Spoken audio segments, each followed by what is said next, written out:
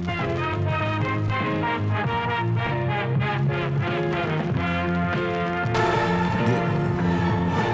was full of it. The Adventures of Baron Munchausen, a true story. Whoops. You good? Right? No, yes, it is recording. I might be off by like a second or Yeah. two at the start as well, but aside from that, I think we're good. Okay.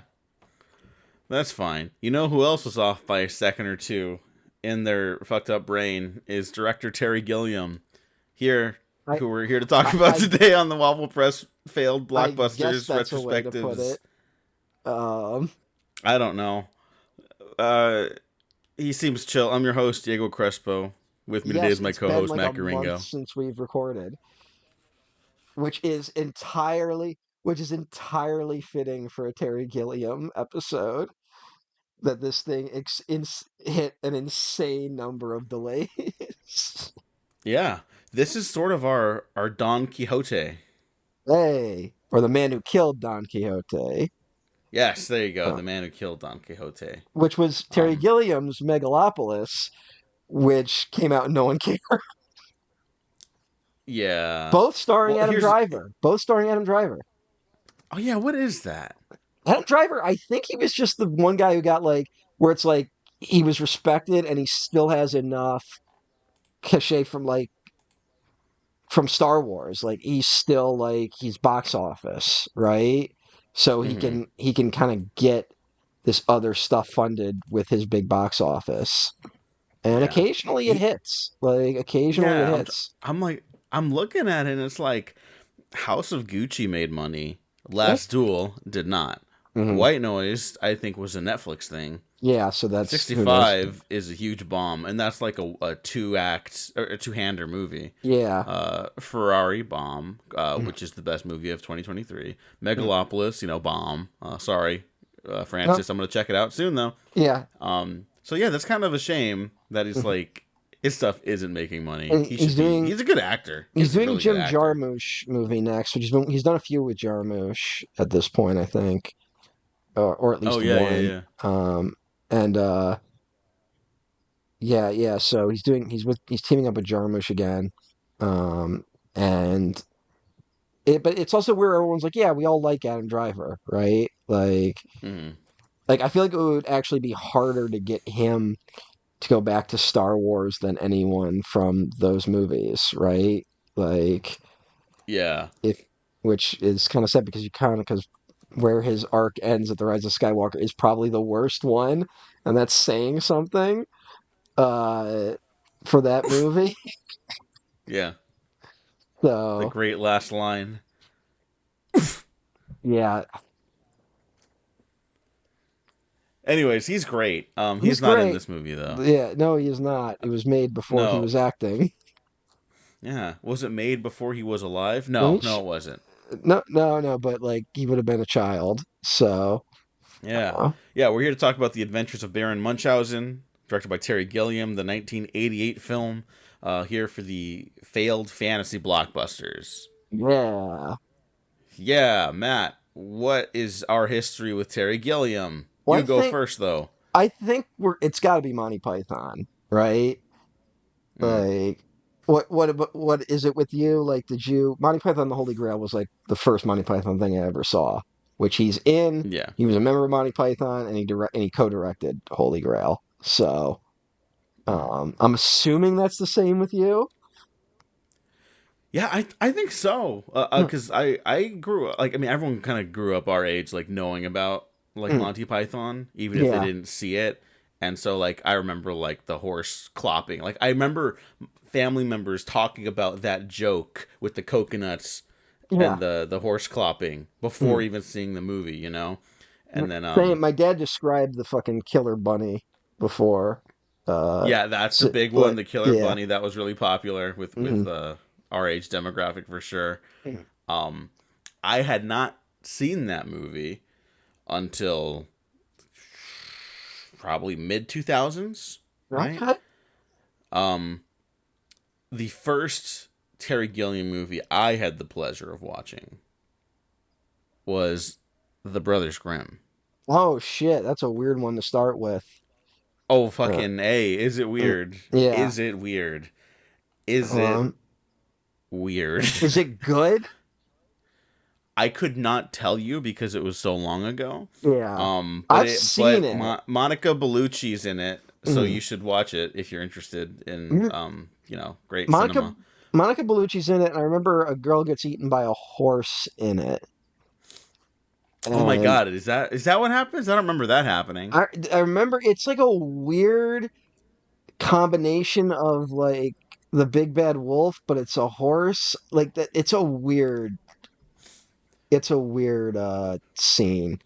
And I remember It's just a strange movie, but there's like a really fun premise. I love the premise of well, like, it's oh, a these like liars and hucksters end up having to go up against stuff that they're lying about, and they have to yeah. like become the fictional heroes that they built themselves up. Like that's such a great premise. I Yeah, love and that. it's such a Terry Gilliam premise. Gilliam, I think that was I think the Weinsteins had their fingers in that movie. Like, Oh I, yeah, I that don't makes think, sense. I don't think their like names are. Yeah, Dimension did it, which is part of them, and Yeah. just to talk about to already be a little annoyed with Terry Gilliam. Gilliam's big complaint when the Brothers Grimm came out was that he wanted Johnny Depp for the lead. And the Weinstein said, no, he's not a big enough star. And then by the time Brothers Grimm comes out, Pirates of the Caribbean is hit, and Johnny Depp is the biggest star on the planet, right? Hmm. And he's like, we could have been like they told me he wasn't big enough box office. Now look where we're at. And it's like, but dude, you got Matt Damon. Yeah.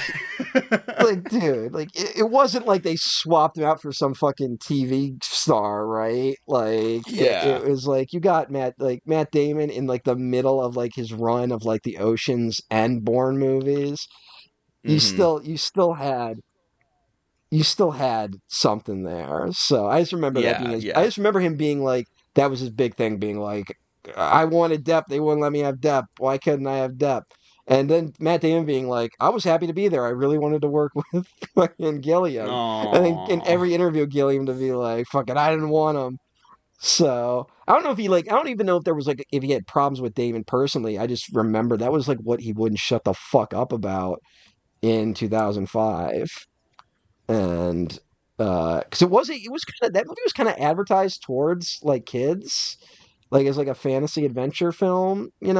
and it's Yeah. like It's. I would not suggest kids watch that movie. That is a no. very Mm. upsetting movie. The one thing that fucked me up, and this is why I'm bringing it up for like such a long period of time specifically, there's like this mud monster Oh that's like yeah. chasing these fucking kids, and Yeah. the CG looks like shit, Mm, but it's just like out of like it's just mm, uncanny enough to be like mm. scary now, That's I and it's remember. like too scary. Yeah, like, Yeah, it's too scary. that's what I Like, remember. Like the CGI does have that weird uncanny thing to it, which who knows if that was intentional or not, right? Like, I'm gonna guess no, but but that's just me guessing. You Brothers know. Grimm is like the downfall moment. Like that is when it's like, oh, he's going down, he's never coming back up. Like, Hmm. because it's the one-two punch of Brothers Grimm and then Tideland, which is a movie that came out and made like $1 million. Like it was like a massive bomb. And then you have Imaginarium, which is infamously the movie Heath Ledger died in the middle of making. And then they had again. Talk about Gilliam, this fucking guy.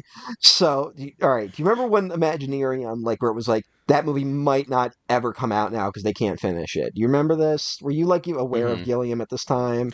When Not him, but I remember that movie because yeah, Heath Ledger became such a fixture in the industry. Not just yeah. like, I mean, kind of because Dark Knight, but everyone was like, "Oh, this guy could be the next big Well, it deal." was like this guy's going to be the next big deal. He's going to be the Joker. He dies before the Dark Knight even comes out, and then his like performance ends up being like this monumental thing. Like that is like an insane run, right? In terms of like Hmm. a career, like of just like okay, this guy's cemented forever because of just like that culturally, and then it also delivers too. Like Yeah. it wasn't like oh everyone kind of just felt bad in the way they thought they were going to do with Chadwick Boseman, and then the Oscars embarrassed themselves. Um, Yeah. but there was a genuinely like, but yeah, there was like a moment where Imaginarium looked like it wasn't going to come out, and then there was okay, well, Johnny Depp, Colin Farrell, and Jude Law are gonna, through Terry Gilliam, weird magic stuff are gonna do the rest of Heath Ledger's role. And like that, like, I know we all have different opinions on Johnny Depp now, but like at the time that was like it was like, oh, that's really like sweet, right? That Mm-hmm. these guys are coming in. Do you know what I remember more than any of that about that thing is I that don't. Tom Cruise gave an interview where he was like, I will be in it. He was like, I'll work for scale, I'll do it. Like just as a sort of like to Heath Ledger being like, we lost this guy, I will be in it. And Gilliam was like, yeah, Tom wanted to do it, but I said no because we only wanted to keep it to people who were like actually friends with Heath. And like, I get it, but you don't need to say that. Uh-huh. That's a weird thing to get focused on, the conversation should be like, look at how all these people came together to help. And then you use the time to talk shit about, like, he's talking shit about Tom Cruise, right? He was Mm-hmm. basically saying Tom Cruise used this to build his own profile as opposed to actually wanting to help Heath, which, Tom Cruise, weird guy, he could totally be in the right when he's saying that, Mm-hmm. weird thing to bring up, right? Yeah, yeah. And and and then it's like, and then Zero Theorem, and then The Man Who Killed Don Quixote, and it's just like, yeah, like, and now he's not. There's every now and then, he has more unrealized projects than probably any director not named Guillermo del Toro. Uh-huh. and I'm gonna give Del Toro a little credit just because, especially now, the way the industry moves, and he's just figured out how to navigate it, Yeah. right? I think for the most part, like you do have to sign on to like basically everything, Mm-hmm. so you have something going, because otherwise you're gonna be waiting around like I fucking mean, Terry that's Gilliam. that's Scorsese's thing. Like, Hmm. I know, like they just announced that his His next two fucking movies just like lost funding. but that was the Jesus movie, and what was the other one? Um, It was like it was about like a band or something like that. well, I'm sorry, well, I just know the Jesus one. That's the one I I was know he looking wanted forward to to. do Grateful Dead. I know he was going to do a Grateful Dead movie, which we should kill Martin Scorsese before he can do that. We cannot risk Whoa, whoa, whoa, we whoa. cannot risk Martin Scorsese's last movie being about the fucking Grateful Dead. That would be a fucking horrible note to end on. We cannot risk it. So if that's the one that lost funding, I'm actually happy. But Okay. if it was, I thought it was a different project. But he is someone where it's like, yeah, he's got 3 other projects going on that could all go at any Hmm. moment. Yeah. Like it's so whenever because he was like about to shoot a movie about Dean Martin like around The I think Aviator, and it I just think there fell was through. I think that also came back at some point or was going to.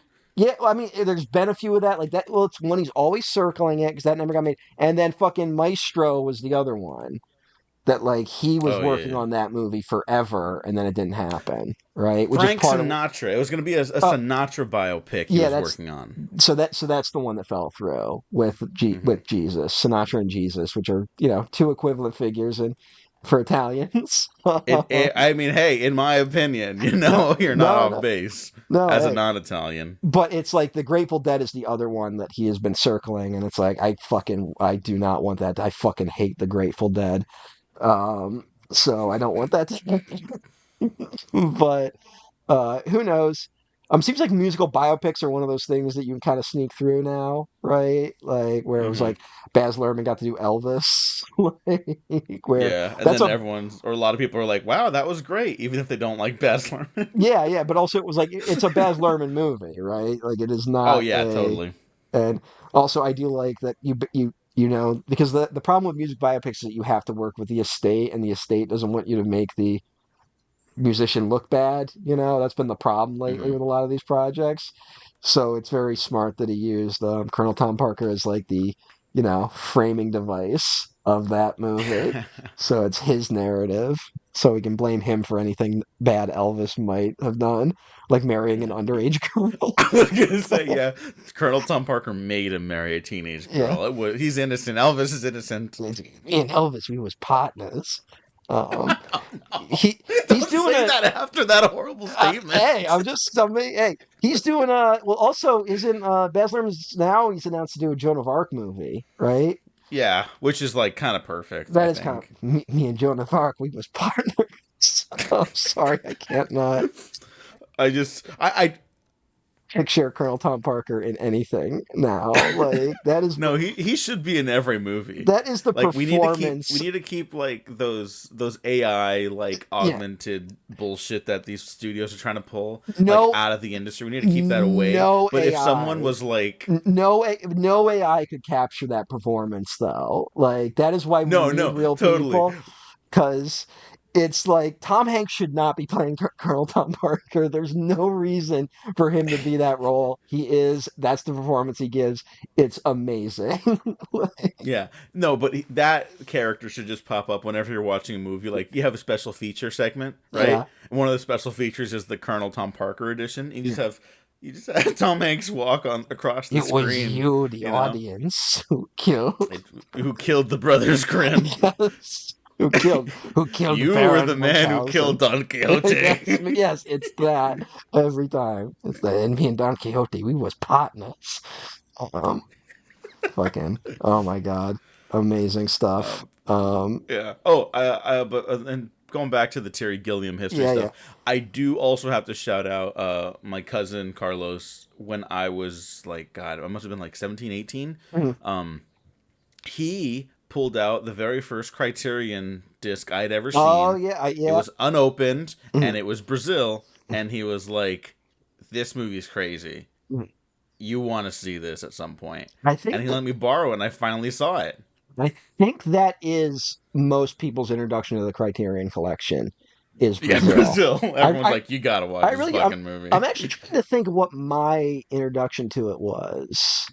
Because it might have been Brazil too. Like I knew of Brazil and had seen Brazil, but in terms of like owning a copy of Brazil, where it's like this comes with all three versions, right? Like, Hmm. and even the version Gilliam hated, and I'm like, that's interesting. That might have been my introduction to the Criterion Collection as well. Although I'm not sure if I even own Brazil anymore. Um, I don't well, you know know if what? I do. I own it on Blu-ray. I own it and Time Bandits on Blu-ray. And I think Brazil is just one of those ones they just Criterion just has forever. Like I think Hmm. because I think when they announced their first wave of 4Ks, Brazil was like one of them. Um, and people were actually kind of annoyed, which was interesting. Do you remember this? There was kind of a discourse being like, People are always annoyed yeah, at the Criterion Collection, even but if they're doing good well, stuff. I think part of it was that it's like we're kind of annoyed with Terry Gilliam now, right? Hmm. Like the worms kind of turned on him, and then it was people have been like, haven't they put out Brazil enough? And then I'm also just like, but I think that's just one they just put out whatever they have the easiest access to, you know? It's like Hmm. What's Gilliam doing? Nothing. You can call him up, being like, "Can we put this on 4K?" And he'll be like, "Sure." Yeah. Like, Yeah, so like makes total sense. It's like when people got mad at them for putting on like the Breakfast Club on there, and it's like, hey, dude, you got to keep the fucking lights on, yeah, okay? yeah. Like, Or sorry. Wally. They did Wally like a year or two ago, which is kind of crazy that they have a Disney film Oh in yeah, the yeah, yeah. It's a in good looking one, so yeah, that's cool. yeah.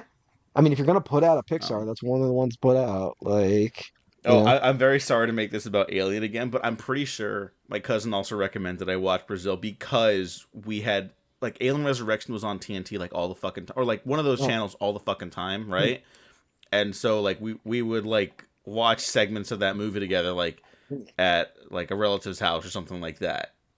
And so that's when he was like, "Oh, okay, like if you're like vibing with this fucking weird shit, like here you go. mhm. Here's where it kind of like stems from, more or less." Did you like see Amelie though before that? Like, did you do any of that other stuff before jumping to Brazil, or did you go I from Resurrection to No, Brazil? Resurrection was my first Janae, and then I got Amelie, and then I was like, "Holy shit, movies!" And then Yeah, after that, I seek out like City of Lost Children. And I'm like, yeah. "This is one of my But I'm guys." asking, did you seek out Amelie before Brazil? Is what I'm asking.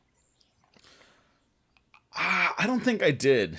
Okay, Yeah, so that's only interesting. because I had direct access to Brazil. You know Mhm. what I mean? And the only thing I knew of Amelie at that point was that fucking poster where she's smirking, and I'm like, I don't know what that Yeah, is. that was in like every video rental store in the early Yup. 2000s. Like that was a weird one. But it's like like Yeah. City of Lost Children owes so much debt to Gilliam, right? So Yeah. it's interesting that you're basically only on the train with that guy for Alien Resurrection, went to Gilliam and then back to him. So like that's an interesting trajectory.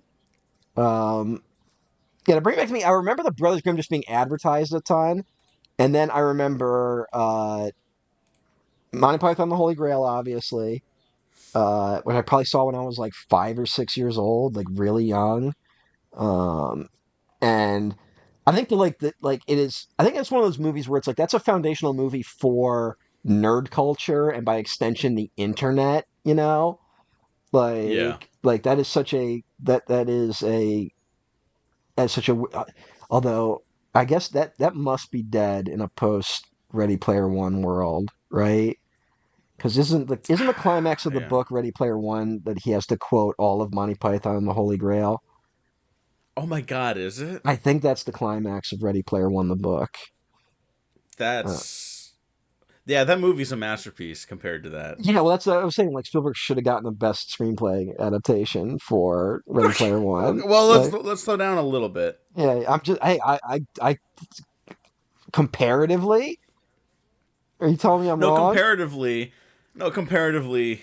Um, I guess you just get Spielberg to adapt bad books because Jaws is also obviously like Well, Jaws isn't the such a fucking greatest. monumental step up. Yeah, yeah, isn't. Yeah, yeah. It says here. Yeah, he has to. Let's do something involving Monty Python and the Holy Grail. That book doesn't make any sense. Uh, Yeah. but also that was like a joke. Ready Player One is published in 2011. Weird Al's White and Nerdy is 2006, which Wow. features a lyric about memorizing Holy Grail. Uh, Like that is White and Nerdy is anything referenced in that is the moment all that stuff crossed and is officially mainstream, right? Like Hmm. anything referenced in White and Nerdy, it is no longer a nerd thing. It is now mainstream culture officially, right?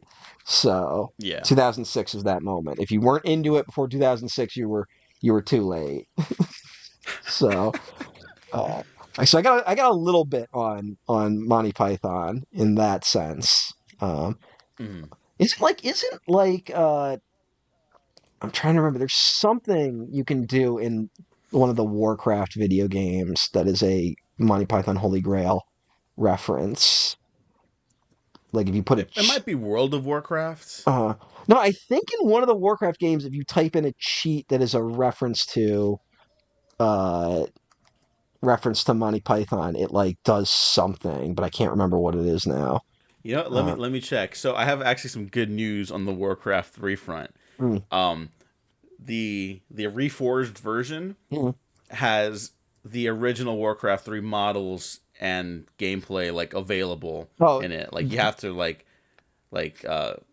go directly to it, but yeah, so okay, I have access to it now. So that's I great. just cannot play online with anyone else, which is a bummer. Mm. Because I'm not buying that shit again. I mean, But it's cool. there's a whole modding scene that might be able to help you with that. So Yep. there might be ways around it. I know that there were reference. I mean, like Monty Python is just it's one of those things that was referenced in a ton of shit, right? Like Yeah. it's kind of a because what's fucking weird. We're What's so weird about Monty Python and the Holy Grail is that it's an amazing looking movie. Like Hmm. that is one of the best looking Arthurian movies ever made. Like, and it's fucking Holy Grail, and it's insane, right? Like, Hmm. it's so that was probably my introduction, and then for me, my second Gilliam is gonna be a weird one. It's probably 12 Monkeys. I remember I, Oh shit. I remember seeing 12 Monkeys like way young and like it really freaking me out, you know? That's a fucked up movie. Hmm. Uh Yeah. and then I also remember I didn't see Fear and Loathing for a long time, but I remember a lot of people reading that book because it had Johnny Depp's face on the cover for a long time, like post Pirates of the Caribbean. So I remember being in middle school like 8th grade and like 8th grade girls reading Hunter S. Thompson's Fear and Loathing in Las Vegas. Um, and then the moment I do see and read Fear and Loathing in Las Vegas, I'm like, I want to be Hunter S. Thompson. Like that was me in high school. I'm like, I want to be Hunter S. Thompson and Nathan Lane, which are two things you cannot combine. And I it's mean, like, maybe you could. well, yeah, but also like I was in denial of the fact that one, I cannot sing or dance, and two, I don't drink or do any drugs. So like I can't be. But like that was me in high school. It was like, yeah, I'm fucking Hunter S. Thompson. I'm fucking irreverent, shit like that. I read so much Hunter S. Thompson in high school, which is just that was just my political vibe then, was just being annoying. But so, um, although like people seem to be circling back to Hunter. His quote's been going around a lot more lately. Uh, I think that because his 9/11 quote was going around recently, Oh yeah, where he yeah. like I can't imagine why. where he like basically predicted like what would happen, like in like one Hmm. paragraph he like called all of it. Although yeah, people ignore, he also said in that like, which is something people forget, is that he's like, there may be as you see. I remember reading that where he's like, there may be as many as 10,000 dead, because we didn't know the death toll at that point, and it ended up being something like 2,000, right? So Hmm. he's a little off there, but that was definitely the vibe in the shadow of 9/11. Uh, but yeah, so like Fear and Loathing is in there somewhere, and then I circle back to like, I think it is like when I'm like, I am a cinephile, is when I do the run of Time Bandits, Brazil, and Baron Munchausen. Like that's when I do those three right in a row. So I came a little Hmm. later to them than most people. Like Time Bandits was not part of my childhood as it is for some Yeah. people. I kind of No, came to it same later. here. I didn't see Time Bandits until like we were probably already friends by that point. Oh, okay, crazy. Yeah. So, Um, so like maybe even like 6 years ago. all right, right on. Yeah. Um, Time Bandits great. I actually love Time Bandits. Um, Yeah, I like Time Bandits a lot. It's so good that they made an Apple TV Plus show oh my God, did that I they? yeah from the mind of Taika Waititi and Jermaine Clement. Is it out? It's out. Yeah. Oh wow. Oh wow. I That's heard it kind had of a little difficult production, which is maybe appropriate well. considering The Time the. Bandits. I'm even gonna give a little bit of a pass to Taika there, because that they have been talking about a Time Bandits remake or sequel since like 2004. Like that was one of Mhm. those ones that had been like in the works. But yeah, like Taika. uh, You think they'll ever? You think like the Taika will ever get back on track? Like, I don't have much hope. mm, Just a fool's hope. Like I'm oh, being very genuine. Like I uh, think I think he's just off. Like hmm. I hope he comes back, but Well, I'm looking at the who knows? controversy section for the Time Bandits TV series. Did not realize that happened, which isn't good. So there's that. Oh, Yeah. yeah, So that might be why it got buried. that Frankly, doesn't help that's things. unfortunate. Yeah. But I was gonna say with Taika, it feels like Taika, they don't know what, like he doesn't even know what his vibe is right now. Like I like Hmm. it's because that's obviously people being like, you're the next Terry Gilliam, which I'm sure someone said at some point with him. Yeah, I And mean, it could have been. It could uh, have been. I don't know if, yeah, but like, what Taika Waititi should have been Taika Waititi, right? No, no, yeah, totally, Like, totally. Yeah, and I'm just saying, like, if they occupied a similar space, it like feels that like could have happened. like that's where I'm saying, like, can he turn it around, because it feels like what he's struggling with is people keep going like, you are the next this, you are the next that, and trying to slot him into things that he can do a good job in, but are not, his voice has become lost in it. Like even Jojo Rabbit doesn't feel like his voice totally, and Hmm. Whereas like something like the first season of Our Flag Means Death does kind of stand out, and Yeah. and so like I think that's a little closer. He does seem to have he seems to actually be like pretty good when it comes to like stories about male friendships, and Hmm. maybe a little more than that. And but like yeah, something went wrong somewhere in all of it. Because I think Thor Ragnarok works because of Loki, whereas Love and Thunder doesn't because of the absence of Loki. You know. Okay, I've Uh, been saying that recently too, and people are like, "No, I think you could have done one without him." And like, I used to think that too, but clearly it just didn't work. Like yeah, the evidence is in our corner, yeah. so Well, like, I also kind of realized that watching the Loki show, where I'm like, I like this so much more than a lot of the other Marvel stuff, and I'm like, I think Tom Hiddleston is just kind of like, oh, he was the unsung hero of the MCU this whole time. Like, this yeah, guy is just like fucking liquid charisma. Like, it's just, yeah. I mean, look, it's I'll put my cards on the table right now. It's Hiddleston. It's Samuel L. Jackson, obviously, yeah, and I'm not even just saying that just because it's Samuel L. Jackson. I think that character is really essential to the fabric of that world, and you felt it when he wasn't there. yep, You feel it when he's not. Um, I think those two are kind of like yeah, you gotta keep them in the mix, and if they're not in the mix, mm, hey, who is not in the mix very often recently? yeah, Look at where they're headed. yeah. That's how you get Robert Downey Jr. Doctor Doom.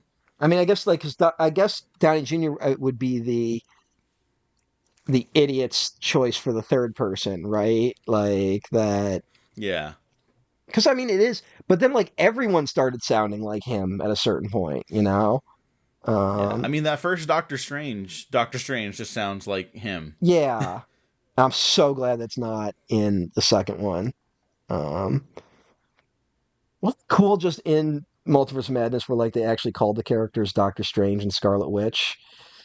Yeah, Like, isn't that one of those weird moments? Like, I had that where like you watch it and it happens, and you kind of realize how much they haven't been doing that. Like, yeah, uh, yeah. It's very silly, is what I'll say. Same with fucking I would, Eternals, man, where it's like, oh, they're actually saving people in this scene. When yeah. was the And people last were like, time? "No, this is boring." Yeah, people were like, this one's silly. What, what was Kingo? Is that was the name everyone was thinking? Kingo. Yeah. Yeah, Oh, God forbid a name be silly. yeah. In a No, but it's okay now superhero. because Deadpool and Wolverine saved everything, and that was so much fun. And the people liked the movie and the jokes, Mm. and there's no gay panic stuff in there. All right, all right. I think we need a different term for what the fuck Deadpool and Wolverine is, because it's not gay. I don't think it's gay panic. Like, gay panic has an element of fear. Like, you know what I'm Okay, saying? okay. Like, Uh huh. like, Yeah, like, yeah, yeah. but it's also not pro-gay either. Um, I'm trying to think. It's almost like gay face. Like it's like taking it's kind of like hijacking gay without actually being gay. You know what I'm saying? Like it's like a Mm-hmm. weird like that's what I find so troubling about it, that Mm-hmm. and then look, I know plenty of gay people who are like, I loved it, and guys seem to have gotten a lot of fan art out of it, which I'm very happy Yeah, for and you. gay people can be wrong. Yeah. Well, no. Also, but also there's part of me. It's like when you're doing that much gay fan art of something. I'm just speaking from experience here.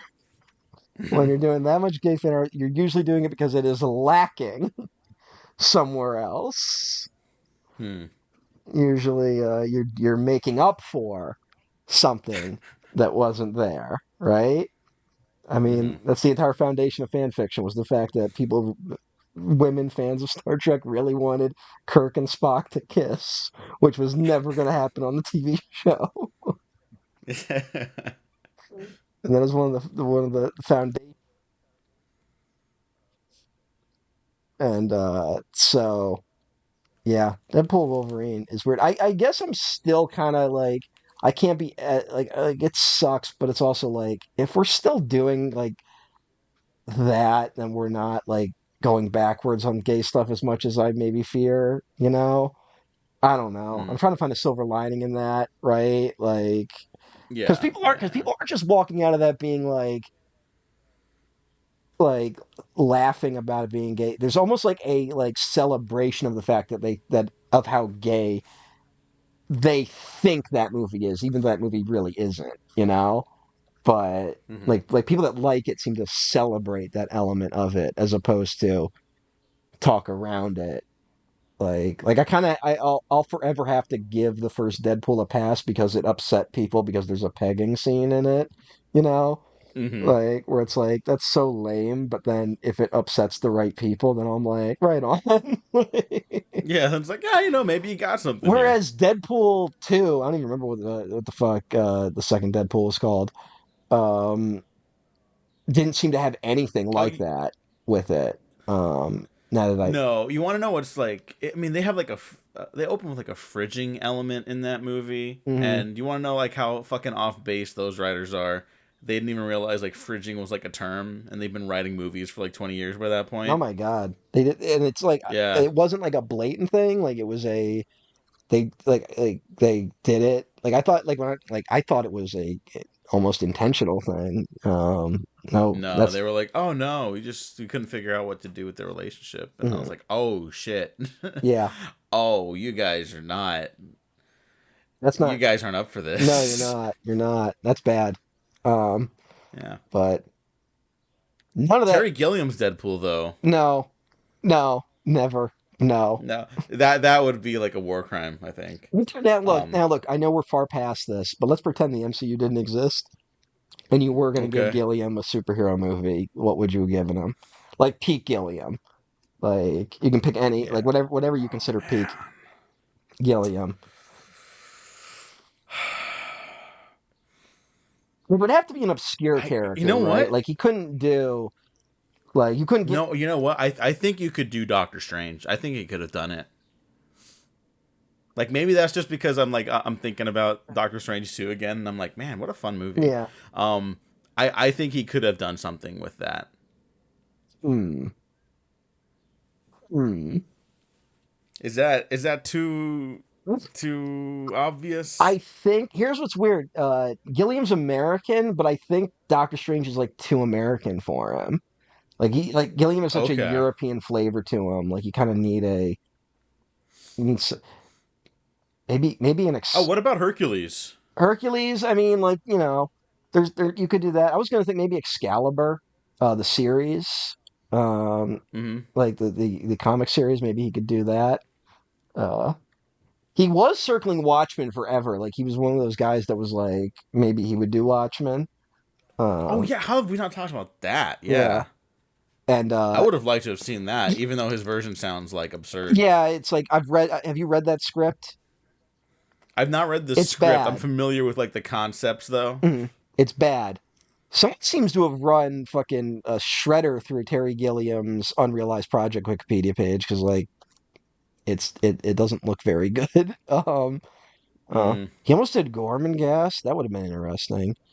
Um, I'm looking. Yeah, I'm just looking at his uh a Connecticut Yankee in King Arthur's Court. I mean, there's Mm. that's kind of what the man who killed Don Quixote ended up being in a weird way.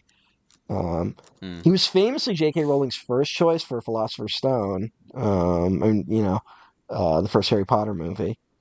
Um, I am so glad he didn't direct one of those. Now, I think it would have been a good movie. mm, I think everyone understands that those 8 films are basically miracles for not like destroying that cast. yeah, yeah. Gilliam And probably I would have. think that Yeah, changes if he was yeah. yeah. Gilliam would have directed the first movie, and then every subsequent film they would have all had dead 1,000 yard stares as they just gave zombie-like performances. Uh, Yeah, yeah. Omens is the other one that he was like going to do for years.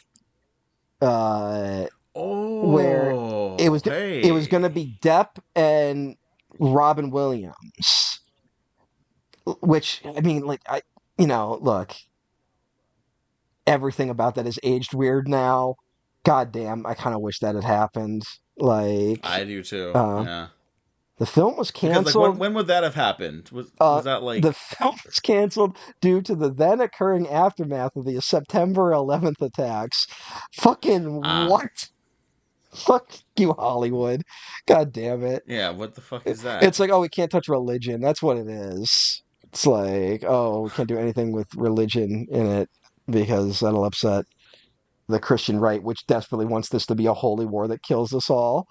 Uh, but he circled Sand. Everyone circled Sandman at one point. I don't think he would have been good for Sandman, frankly. Um, Mm. but then who would like the Sandman? That's one where they just kind of never figured it out. Um, yeah, I'm looking at yeah. He's like, but there's the list of movies he was offered but turned down, which is kind of funny too. Uh, Yeah, I mean, he of course turned down an Alien sequel. I think it's alleged that it was Alien 3, but there's never been like confirmation of that. But yeah, I think that's the one everyone like scrambled Mm, around trying to find a filmmaker for. So that's the obvious choice. yeah, I think they probably went back to him for Resurrection. If they went to fucking Jean-Pierre Jeunet, Mm. they probably went yeah. to Terry Gilliam for that one Yeah, too. that means they went to Gilliam for that. He said no, and then they went to the fucking new Gilliam on the block. Here's my thing, because we haven't really talked about Baron Munchausen yet, and I think it's safe to say, for all our criticisms and like bullshittery right now about Terry Gilliam, I think we're both big fans of the movie. Is that safe to say? We'll get more into Yeah. it. Uh-huh. All Um, right. Jean-Pierre Genet's highs for me, and maybe it's just because he was more of a gateway to like my cinema love. mm, His highs are higher than Gilliam's for me. Now, his lows, specifically one recently, is it's about on par with Gilliam's you misses. think maybe he's like on a Um, Gilliam track right now? Like, yeah, unfortunately, I mean he but is French, mhm, so yeah. I mean, it's unfortunate. yeah. It's kind of unfortunate, but it's so funny to think of how many projects Gilliam was like the guy people were like, let's get Gilliam to do it. Like his name is he is thrown around with so many projects, and it's so weird when you consider that like his reputation and the reputation that he has built himself. He did not like is the like his productions are out of control, right? There's disagreement on Hmm. in what way they're out of control, but it's like he's always battling with the studios. He's always the budgets are always out of like there's disagreements over that. There's different versions. It takes forever to get out. No one's satisfied. And then it's like, but then like he's constantly studios' first choices for a bunch of movies. It's so strange when you really think about it. Um, maybe it is that like Is it safe to say he's like a guy who's really high on his own supply? well, no, but I'm not even talking about him. Like, there's that. Like, he definitely is. He definitely loves his own myth making, but every director does. But I find it interesting that studios kept being like, let's ask Gilliam. Like that anyone was even willing to, because you would think the way Baron Munchausen is talked about, even by Gilliam, where he's like, Gilliam's take on what happened with Baron Munchausen is that he was essentially framed, like that the production was actually fine, but the studio threw him under the bus and made it seem like it was out of control. We'll talk more about that as it goes on. But even if that's true, if either version's true, if the studio threw him under the bus or he was genuinely out of control making this movie, why did studios keep going back to him in the 90s and 2000s, right? Like that's Hmm. kind of a crazy element to me that people are still it's just that maybe it's just a different Hollywood of just like sure he has some flops but they're all interesting. He's still an interesting director. He's someone worth going to. And Fisher King and 12 Monkeys both make money back to back. And then it is more the run of Fear and Loathing, Brothers Grimm, Tideland, all bombing majorly, and uh, The Man Who Killed Don Quixote falling apart in the middle of all of that, the initial version of it, as chronicled in Lost in La Mancha. Have you ever seen that documentary? No, I Oh my haven't. God, Lost. Maybe I should have for It's this. actually kind of fascinating, and it is one where like I'm probably going to be talking a little shit about Gilliam during all this. It is one where you go, Jesus Christ, is the universe conspiring against Terry Gilliam? Because it is he gets the funding. He's like they're building the sets. They're out in the desert with Johnny Depp, and I can't remember the actor who it is that he wanted to play uh, Don Quixote. It was a French actor, and I believe he got French financing for it. This guy like injures himself like day two, and is off the set. Like, and not like in a like Gilliam Jesus. was out of control injury way. Like it was like he was an old guy, got off the horse wrong, right, and got injured. Hmm. And then they're filming in the desert. They have like all these dunes, and it's one of those like it's a desert where it hasn't rained in like 30 years, and it starts to rain, and Gilliam's like, okay, this is a little inconvenient, but whatever. And then I swear to God, watch this documentary. You watch as the rain starts picking up more and more, and then film equipment starts getting swept away in floodwaters. Like, Oh my you just god. watch it play out. And then it's like, when it's finally over, it's like all the equipment, all the sets are fucked. And now this perfect desert they had is ruined because it was rained on. Like, they can't go out and fix that. Like, and then they shoot like, they're like, well, what can we film? And it's like, well, Depp's here. Let's film a few scenes with him. And it's like, no. And then like all the producers just pull out. Like, it's an interesting documentary of a film falling apart, which is just Gilliam has had this weird reputation. I think this is why he was so big among the early, people who are Criterion fans and people who are film fans, of like a martyr for his art, right? Like, Hmm. which is the whole story of Brazil, which is like this insane story of him like stealing the film to show to critics, even though he wasn't supposed to, and battling with the studio, blah blah blah. Like, like all here's all artists desperately want to be martyrs, right? Like, we what is sexier than being killed because your art was too good, right? You know what I'm saying? Like, Yeah, we yeah. like, I'm not saying like we all like have a death wish, but it's like like you want to be that guy where it's like, yeah, I fucking the system fucking couldn't handle me, man. I was executed for my art, and we don't execute people for their art anymore, but you do lose. You don't work as much anymore, right? And Gilliam is the Yeah, classic. yeah. Like, he was literally, famously, he bought an ad in Variety being like, Sid Sheinberg, when will you let me release my movie Brazil? Which, like that's like shots fired, Hmm. right? And like, what is there a sexier story than that in terms of like where the artist is like, I'm up against this fucking corrupt system, man. You know what I'm saying? No, no, it makes you look very Yeah. fucking cool. I mean, it's why I mean, I'm a victim of it too. It's why watching a documentary about Jaws made me want to be a filmmaker, because that's also an amazing story of being like, everyone was against Spielberg, nothing worked, it was a disaster, everything went wrong, but then in the end you prove every motherfucker wrong and you make the biggest movie of all time, right? It's that in Star Hmm. Wars. We all want to be that as artists, like, you want to Hmm. be the like, it's such a worshipped narrative, it's when you're young and dumb, that's what you want to be. Because you're angry, you don't think anyone takes you seriously, and you want to prove everyone wrong. As you become an adult, you're like, wait, adults were making movies like this? But Yeah. um, you start looking at art a little differently. But like, that's where I think, like what do you think of Brazil as a movie? I think I see why it's considered one of his best films. I don't know if it's like the top three for me, Mhm. but it did open up like a view. It was one of those movies that like opened up what I thought cinema was Uh-huh. like capable of. Hmm. You know what I mean?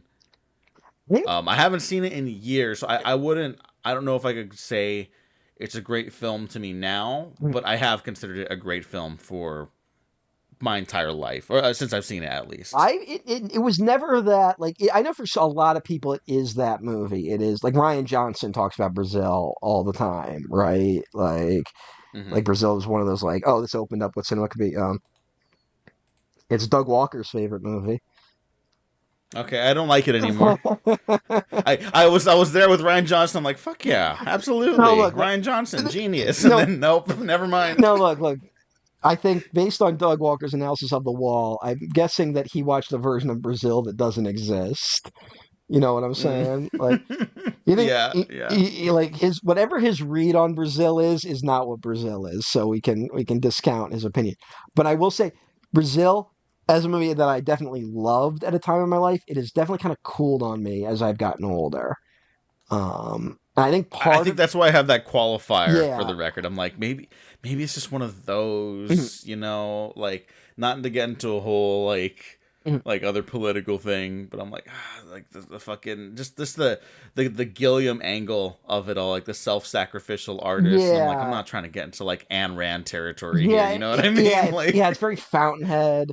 Like it does. It also has that just like I always call it like you can't tell me what to do energy, right? Like yeah. which is a childlike attitude. And I think Gilliam's films are pervasive with that philosophy, you know?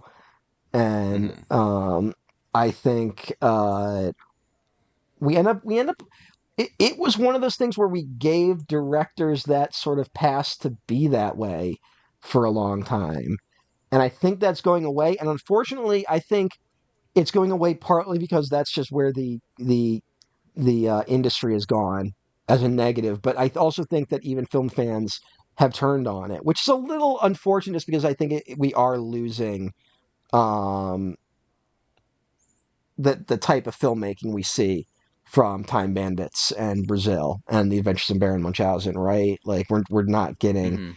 these type of movies anymore. Um, and yeah, it's weird. And I feel similarly. I mean, Baron Munchausen directly deals with dying for your art, essentially, but also seems more self-aware than the other films, right? Like this seems to be Mhm. a bit more of a reflective Gilliam. Um, but yeah, uh, and now of course Gilliam, like he's in his 80s, right? Like he's 80 something, like kind of like a lot of He's got to he's be 83, 83. 83, and he's allegedly got another film production, and it's with Johnny Depp, his best buddy in the whole Of world. course, of Yeah, course.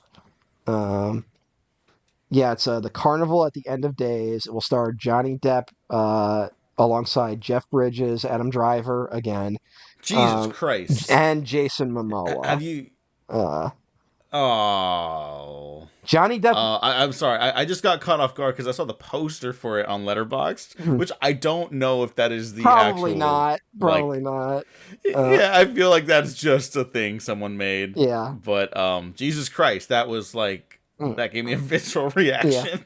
Unfortunately, Did Gilliam not is expect like the that. one who could actually bring Johnny Depp back. Like, even if that movie bombs, that would be the movie that gets people to take Depp seriously again. Whereas right You now think he's, so? yeah, I really do. Well, Um, here's the thing. Here's the thing. Just because he will never work for scale outside of Europe ever, mhm. right? Like I just think that those productions are run differently, for better and worse.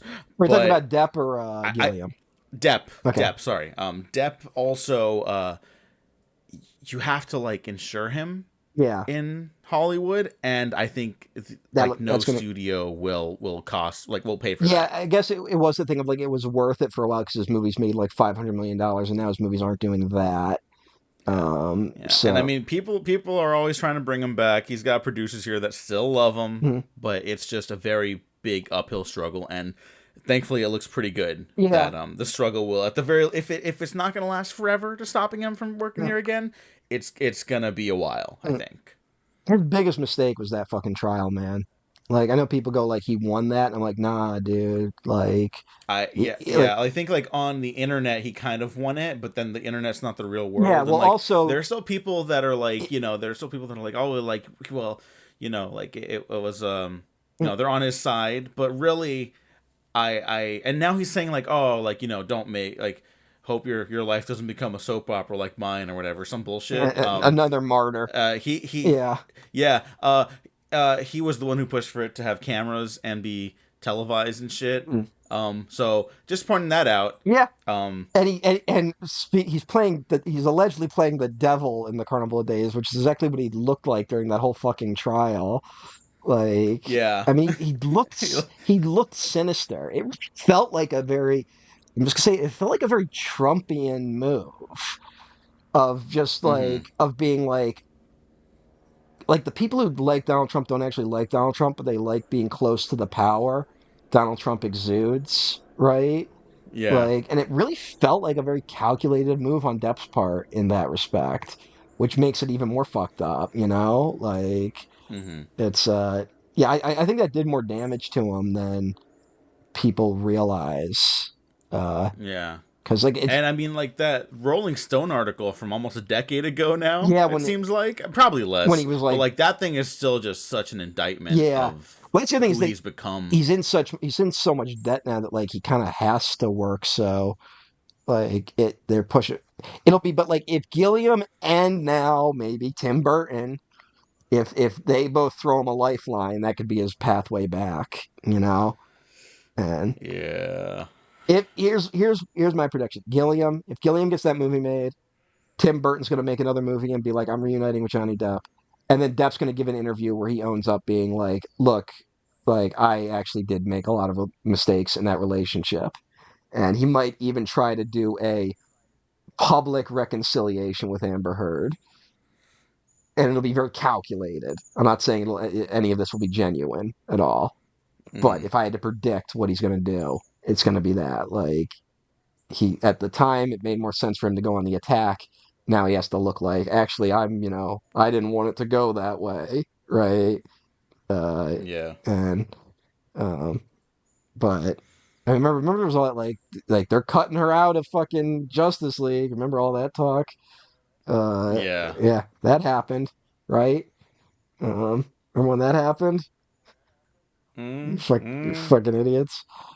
Um, but yeah, so like that's and also, uh, you might know more about this than me, but I could have sworn there was something else at one point written on Terry Gilliam's personal life section on his Wikipedia page that is now no Oh, longer was there? there. Um, I don't think it was anything. Oh. Uh, do you know what do you remember? Yeah.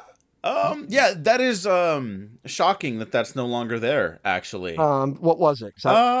If not, there were some allegations towards Terry Yeah, Gilliam. well, Um yeah. What were just we'll just say it was allegations. Who knows if they're true?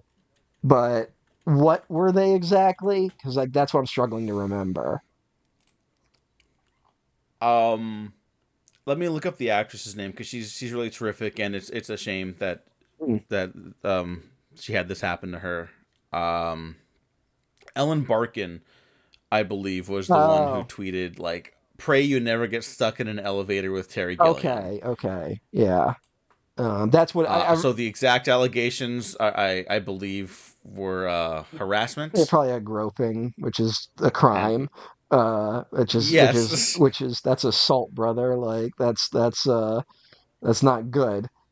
Um, Mm-hmm.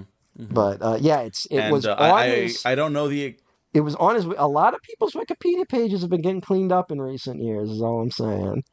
Um, so there's someone's making moves somewhere to make sure allegations don't stick around. mm-hmm. Uh, I didn't realize that until literally right now. yeah, That's really upsetting that that's like not there mhm. right now. That's cause for concern for me. Yeah, it is. There's allegedly there's a lot of like internal stuff going on at Wikipedia in terms of in terms of like who's editing what behind the scenes, you know. Mm. And I think their Mm-hmm. compromise is to just not include those things. And um, you know, people have agendas, Yeah. man, no matter who you are.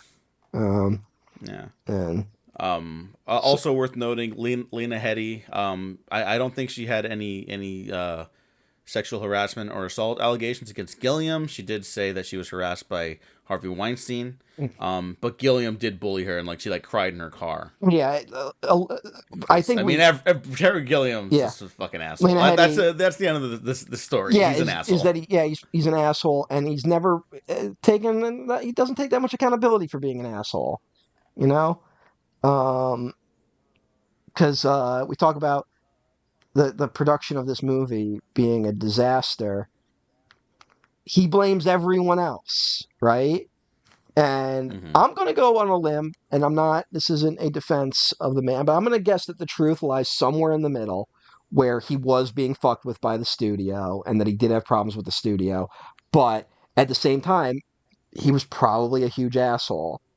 And it also doesn't sound like it sounds like he lacks diplomacy, which you kind of need if you're going to be a director, you know?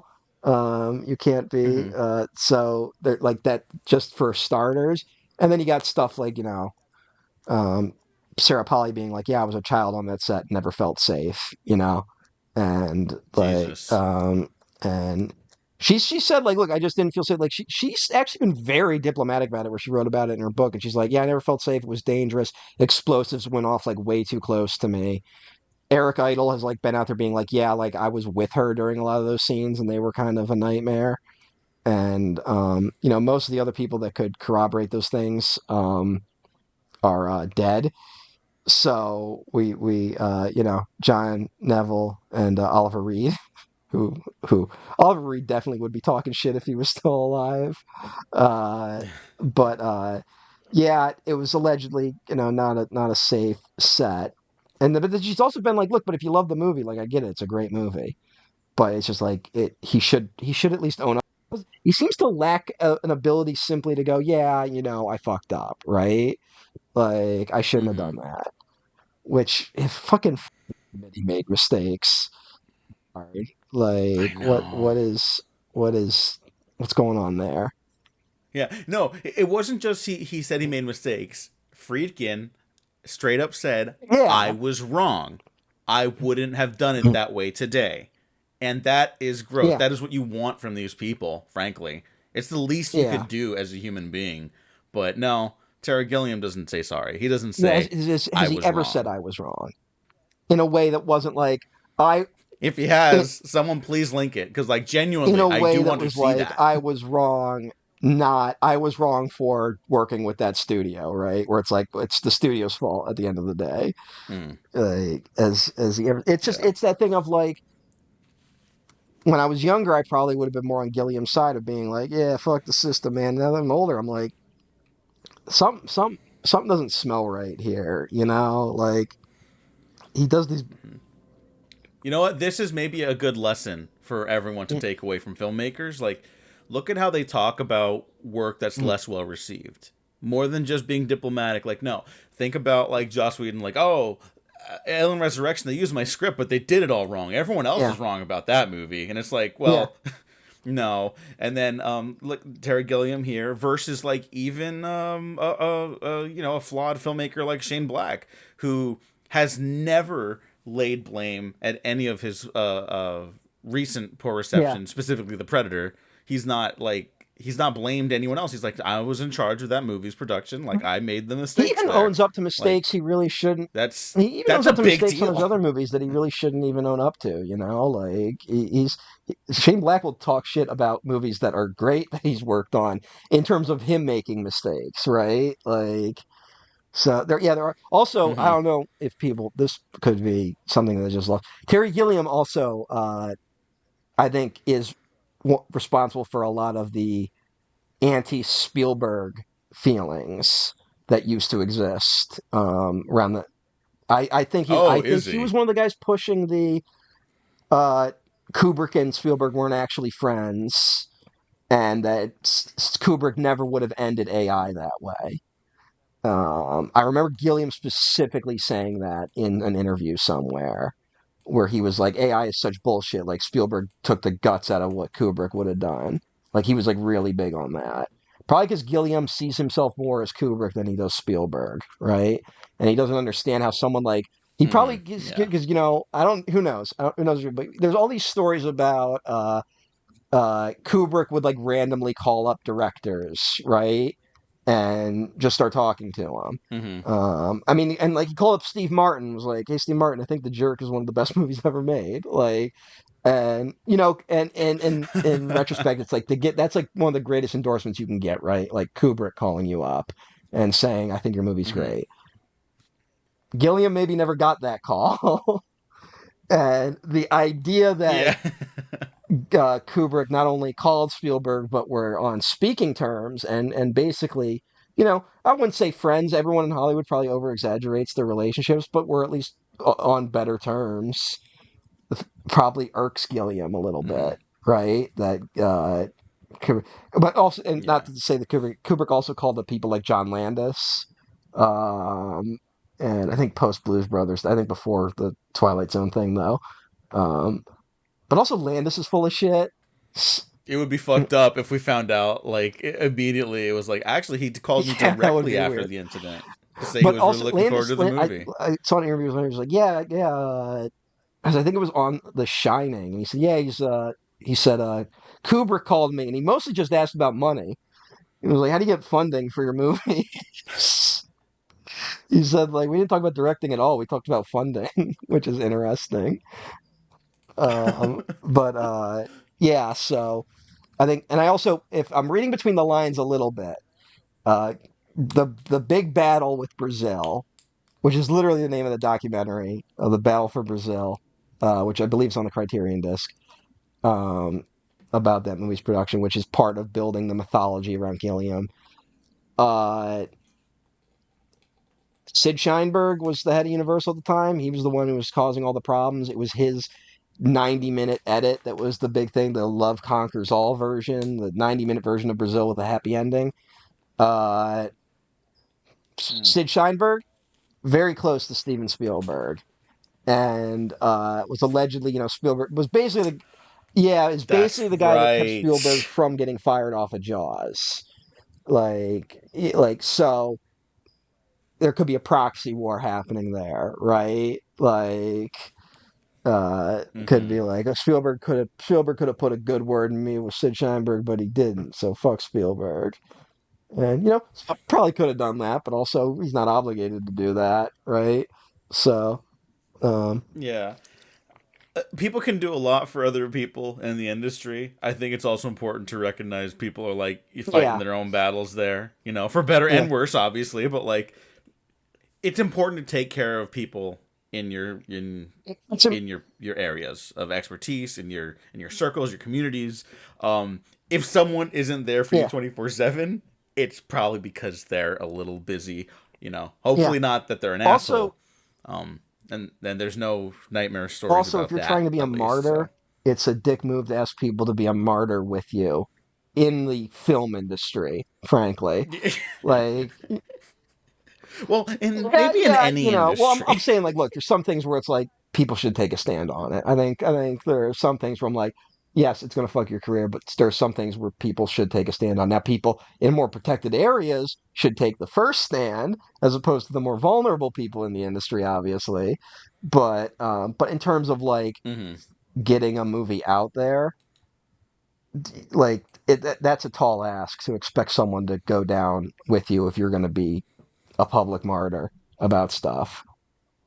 Has there been Yeah. anything like that recently? Like, there's been the whole, Coyote versus Acme thing, right? Like, where a lot of those people have been, Hmm. like, a lot of people attached to that movie have been very vocal, and James Gunn has been very quiet.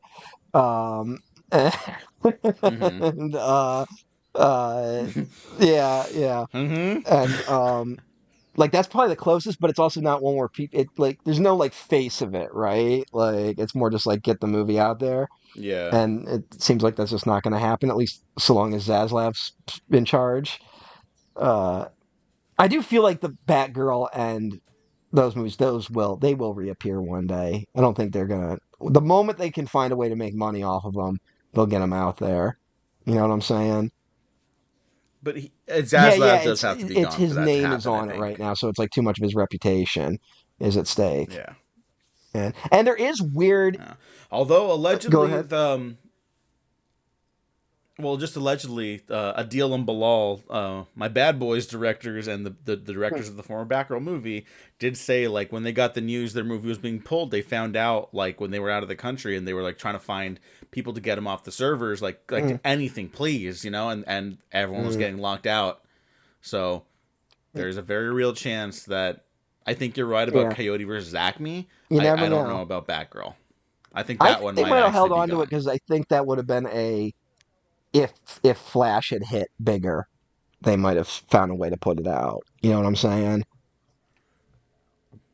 Like if the DC Maybe, brand was maybe. suddenly, a hot commodity and anything if you put DC on anything, it would have made money. Like, but yeah, but I don't Hmm. disagree that people were locked out, and but who knows? But also they may not even have deleted. They may have just thrown the server in like a fucking closet somewhere that's not protected, and then put a magnet next to it by mistake. Like I don't like anything can happen at this point. But yeah, people should go to Yeah, prison over that yeah. one. Like that's not me joking. I agree. That should lead to prison time. Um, No, it should be yeah, illegal to it do really that. should be. My thing is that like if you're gonna tax write off for it, don't we own it now? Like that's Yeah, those what the fuck, huh? that's our tax money we aren't getting. Like that's our schools, that's our libraries not getting funded now, right? For your fucking tax write off. Hmm. So isn't Yeah, it so isn't that you gotta our share it. movie Yeah, now? And you know, so I so like if studios want to do that, I'm totally cool with studios wanting to do tax write-offs if we then get the movie, right? And they're not allowed to make any money off of it. yeah. But hey, I'm sure. But we Yeah, hate art in yeah. this country right now. We have to get We back to actually loving it. I don't know if we've ever liked art in this country. Mm, Maybe not. So maybe we should get to loving I'm it. always like this is like why I'm like this is why I'm so frustrated with our government not being more evil sometimes because it's just I would literally just be like I would get everything funded. I think I could get everything in this country funded overnight being like what are we going to let China beat us to it? Like if I ended every speech being like we got to fund our schools so we have better schools than China, I think I could double the education budget in this country. The way our education system's going in this country, it's like every day is Yeah, 9/11 for grade exactly. schoolers, and Yeah, everyone's like, "We yeah. gotta stop Why this." can't we ever use our xenophobia to do good things? Like what? Like because it's just there. People keep tapping into it, right? Like why can't I trick people? Why can't I run on a platform where I'm using our xenophobia to trick people into actually funding things that work, right? Like someone should why there should be a politician smart enough to do that, you know? Instead There everyone is should just be. xenophobic with no plan. Like, I know. There should be a Baron Munchausen in every yeah, grade if school across the elected, Baron country. Munchausen will be on every street corner. I mean, it's kind of this movie is kind of, about bullshit politics and stuff like that. Um, A little bit. There's also like the whole like yeah. facade element to it. It's like, oh, like this Baron Munchausen is about like telling tall tales and like what's real, what's not. Like, is it Mm. real because you believe it? But it's also like, It's also about yeah, the but it's also Ottoman like Empire. it's very I do this is something I do kind of like about it. And it is probably the most Kubrickian thing Gilliam has done, which is that like the you know Europe's insistence on like trying to make war more efficient. You know what I'm saying? Like that we keep like we dress Yeah. up and we turn war into like a numbers thing and being like, well, these are the rules of war. Like you can't like that suddenly makes war better, right? That and then like you have to have someone like Baron Munchausen coming in and being like, no, it's all bullshit. Bullshit's better than like at least I'm my bullshit's honest. Your bullshit's fake, right? Like it's kind of the Hmm. thing because that's because Gilliam kind of returns to that over and over again of just like we keep trying to dress things up as being different and more civilized when it's just the same horrors over and over again, you know? Like I think it's very much why this movie Hmm. opens with the quote, "The age of reason." Now, this could probably be taken in a very reactionary direction, but I don't think that's what the movie. I don't think that's what the Yeah. movie's intention is, and I think it nails it better than Brazil does, frankly. Whereas Brazil kind of has like a weird like it. I gotta be honest, Brazil when I really think about Brazil, sometimes I'm like it's kind of aimless in terms of its skewering of bureaucracy, right? Like it feels a Mm-hmm. little like it's that thing of how conservatives can somehow claim 1984, right? Even though George Orwell Yeah. was a socialist, like I Yeah, but mean, don't tell hey, them that. that's part of the conspiracy, bro. They want you to believe that. Oh. Who shared with Oh, me okay. Okay, I someone out see. they probably don't listen to this fucking podcast, but someone I'm mutuals with on Twitter shared with me recently that there is a right wing conspiracy that the Wachowskis didn't actually make the Matrix. I Yeah. did Yeah, just discover someone that recently. That is fucking is there absurd, but is there any insulting, more insane. is Whoever there came up with that but like should fuck also go that. to No, they don't prison. even deserve to be recognized cuz is there any better illustration of how fragile conservative ideology is that you need to make a conspiracy about who made the Matrix, right? I love I No. love plenty of Yeah, movies that yeah, were made by reactionaries that have a reactionary message that I can still recognize as good art, right? Like we might even talk yeah. about a Mm-hmm. few in this retrospective because fantasy can often be very reactionary, right? Like we can Mm-hmm. often talk about that. But like the idea that like you can't accept that someone you disagree with made the art you like, that's how weak conservatism really is. That kind of gives the whole game away, right? That these fuckers like literally have to make shit up and rig the Yeah. rules just to be at the table. Like not even to win. Like just to be at the table they have to do all that. So um weird world we live in currently, Diego. Um it's very Yeah, every day I do feel like I'm losing my mind a little well, I also and a think this is little bit very much a more. movie about Ronald Reagan. Like this is about the Reagan era, this movie, in my opinion. And I think Okay, I didn't well, clock I that, think but I part like of it this read. is Go the ahead. like, the 80s, like we're all like, how could we elect a reality show star president? And it's like the 80s we elected an actor president. Like that's not that different, Mm-hmm. right? Like we like maybe now because we've Yeah. seen an actor be smart, we think that's a little different. But I'm sure there's been smart reality show people too. So I'm watching this. I've never been more convinced that we will have a gamer president in our lifetimes. Like if Mr. Beast wasn't imploding right now, he would be president in 10 years. Like Mm-hmm. that's that's the Okay. Yeah. direction we're No. heading. And I mean, hey, he still I mean, well, could be in 10 years, we have yet to despite the see implosion. because he hasn't proven himself to be in the way Nixon and Reagan were, and Trump to an extent, where like there have been multiple times where people have counted them out and they came back, right? Like I mean Reagan like was Mm-hmm. like people when Nixon became president, people were like, well, Reagan's done. He's never going to be president. There was like several times where people were like Reagan is never going to be president, and then he became president. That has Mm-hmm. happened, and it happened when Nixon, famous. You won't have old Dick Nixon to kick around when he freaked out on TV after losing to JFK.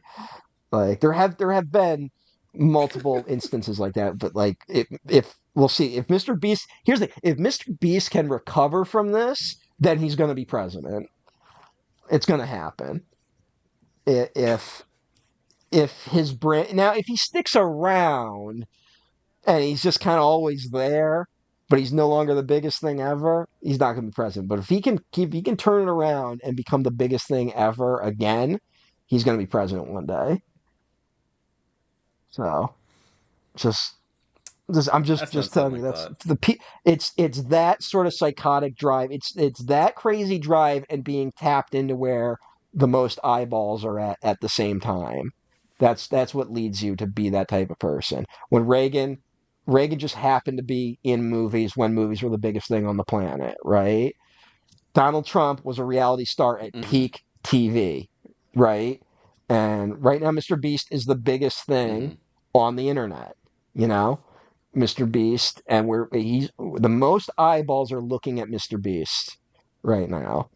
And so if he has that sort of psychotic sociopathic drive, he will be president one day. Now he might not actually have that, but if he has it, he could be president one day. Um, but that's just that was That's the scariest thing I'm I just think we've well, talked it's just about in a where does while. it go, right? Like, No, no, I mean, but I think it's not even just mhm. because of Mr. And Beast. well, Just like because that area of people, I think of like who he buddies up with, like the yeah. Paul brothers and stuff too. Like that, Well, he was a that is big a Musk scary guy thought. for a bit anyway. And like, I mean, Mr. Beast has also done stuff I morally agree with, right? Like he was cleaning the ocean at one point. Like he's Yeah, he, yeah, that's the thing. It's like at he's one point, more it's like, hey, well. go I back mean, to here's the that. thing: he's a human Yeah, being, which is that like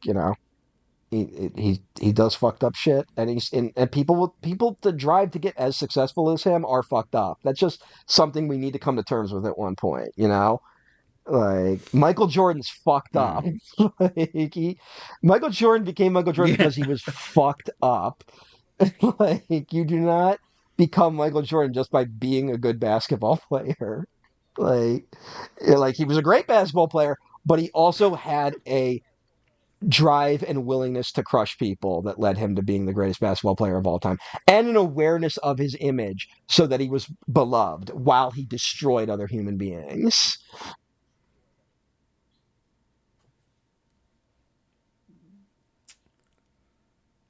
but he's I the mean, best of all look, time, so look, it's he okay. kept it on the court. like he never, No, yeah, he that's the kept it, thing. Yeah, yeah. on I the mean, when court. that The what Last was the Dance. documentary? Yeah, yeah. When the Last Dance comes out, that's when everyone's like, "Oh no, Yeah, he's like a but straight up also like that was psychopath." 100% strategic on his part. That is him keeping his legend alive. He's like, Hmm. now is the right time to let people know Yes. that I am insane. Well, Like, yeah, because you remember the conversation around that point was like, well, it's probably mm, LeBron's probably like the greatest of all yeah, time if you like really compare them. It's like LeBron yeah. and Kobe maybe, and and then then he comes out with that and it's like no, no, it's still Also, I think LeBron. I Michael think Jordan, but I would argue someone it's up made for the point debate, to me. I but can't remember who years ago was like LeBron will never be Michael Jordan because LeBron has his fucked up moments. He had that whole what was that when he had like a special where he announced where he was going when he left Cleveland, right? Like where like everyone's all oh yeah, pissed yeah, off yeah. about that. Like he's had his moments where he's done insane things and he's had conflicts with other players. But he does LeBron, I guess the nice thing is LeBron does not seem to have the drive to destroy people the way Michael Jordan does, right? Like I'm just Yeah. saying like this is not it's an element we need to acknowledge in people who are the greatest. like that's why they're the Hmm. greatest because they will destroy other human beings. Like it's fucking it's Elon Musk. It's Musk's all the way down. It's Steve Jobs. Like what Steve Jobs did not become Steve Jobs is not the face of computing. Bill Gates and Steve Jobs are not the face of computing because they were the best at it. They were just the most business savvy and willing to destroy other people in their quest to be the greatest. They were not happy being billionaires. Think about that. Think about the type of personality that is not happy when they have $1 billion. So think about that personality first of all, and then Jesus, think yeah. about the personality that wants their name out there, that wants to be famous. Those are the two things. Those are two separate things. Because there's tons of billionaires out there who are not satisfied with their billions, but they're smart enough to keep their face out of the limelight. And then there are people who want their face out there, but don't necessarily need to be billionaires to be satisfied, right? They just need to be talked about. You combine those two things, Hmm. that's how you get the most evil people on the planet. That's Donald Trump, man. Like, and Trump's lying. He ain't even famous. He ain't even that famous. And he ain't even that rich. Like, Yeah, and yeah. I mean that's the big and revelation he's throughout like his presidency is that he's he's not also really bad at rich. destroying He people. is. He's made more monsters than he has stopped. Right? Like, Like he bodied the other Republicans because the Republicans are so fucking weak, right? But in terms of the people he keeps around him, he Hmm. has spawned more bad people than absorbed and then ultimately crushed. Like he eclipsed someone like Sarah Palin, right? Like Sarah Palin is now a non-entity in Hmm. politics, even though she essentially built the path for Donald Trump. You know, like it's Yeah. that's the shifts we see. She kind of took the hand off Mm, from yeah, like the yeah, exactly. Reagans, And she also she ducked out early. She was like, I'm never going to be president off of this. I just want the money. You know, Trump could have been perfectly Hmm. happy just Yeah. staying host of Celebrity Apprentice, right? He could have been doing Hmm. rallies off of that where he just gets up there and says stuff like, you know, I think we should build a wall. Like I have no power to do it. I just think it's a good idea. He could have been fine, but he it's why couldn't stop himself from running again, even though the presidency clearly made him miserable. And now he's getting shot at, and he's like genuinely terrified for his life. Like, but he can't stop himself. Like that's a special kind of fucked up. It is to the point where I don't believe him when he says like, if I lose this election, I'm gonna leave the Yeah, no, country and he's I'm not gonna run again. Like as long I as he don't draws breath, believe he will that. keep running for president. Like, Yeah. Which is maybe the best thing to yeah, happen to the Democratic Party, and that's not like to say like the devil even. I think it's just going to no, it's drown good. out the It's that other Republicans, the which is Republicans are good for stuck with him for society. now. Like, that's why. I mean, that's partly why the Yeah. goal, if he wins, is to end democracy. Like, because they know when he's done, they're done. Like, Yeah. he's the last chance. So it's a fucked up world. It's just, but I'm just saying, like, I mean, it's what's in O.J. Simpson as well, man. Like, or was OJ's dead. Fuck. Um, yeah, Yeah, which is yeah. good for Finally, society, frankly. finally, he can rest easy knowing his wife's killer is dead. Um, I mean, you saw that documentary, that yeah, Made in America, where Made in like America. the ending is the audio of him in prison Yeah. begging people not to forget the juice. Like that is like Yeah. cosmic, dude. Like that is a cosmic need to be loved and accepted and win and powerful. That is frightening. Like even if he hadn't, I don't even think it's full on like love. I think it's just like the idea that these people need yeah, to be so important, and mm, I think you're right about mm, the powerfulness too. Like that is what they're after, because power, if it's going to draw attention, even if it's mm, like a fear or a hate, it's like, well, I am that yeah, important though. I'm yeah. occupying that space. I am that most important Mm. figure in these people's lives.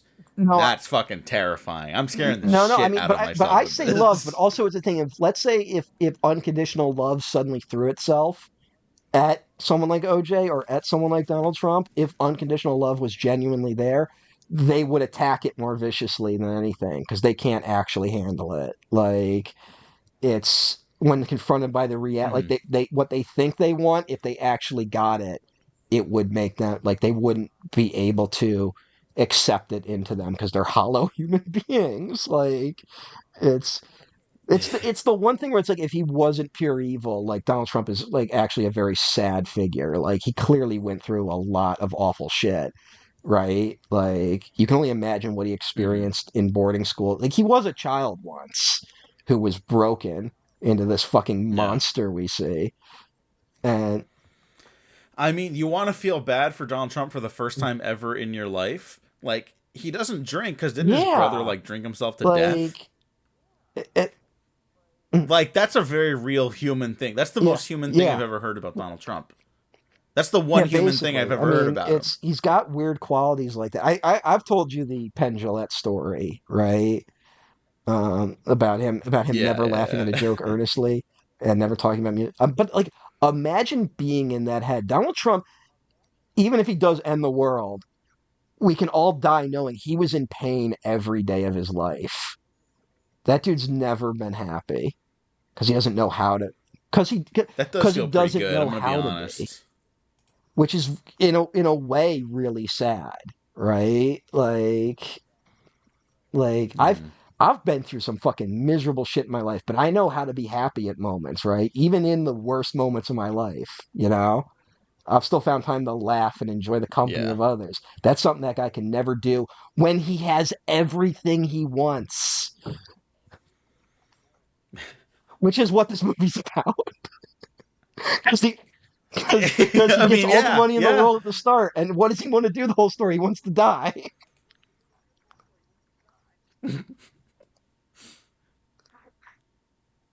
And that's why this is a So great movie. that's we're deconstructing the human spirit in this episode. Um, I went on that whole Trump rant, and this is also a movie that ends with opening a wall, bringing down a wall. Oh my god. So,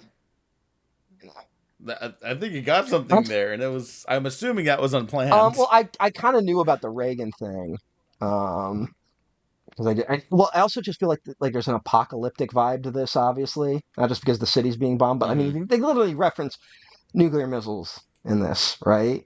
Like when they meet Hmm. Vulcan and he's Yeah. literally designing it, and he's like, what does it do? And he's like, well, it kills the enemy and their children and their children's children. Like he's like it's a great thing, and then she's like, that's horrible. He's like, no, but the good thing is you don't actually have to watch.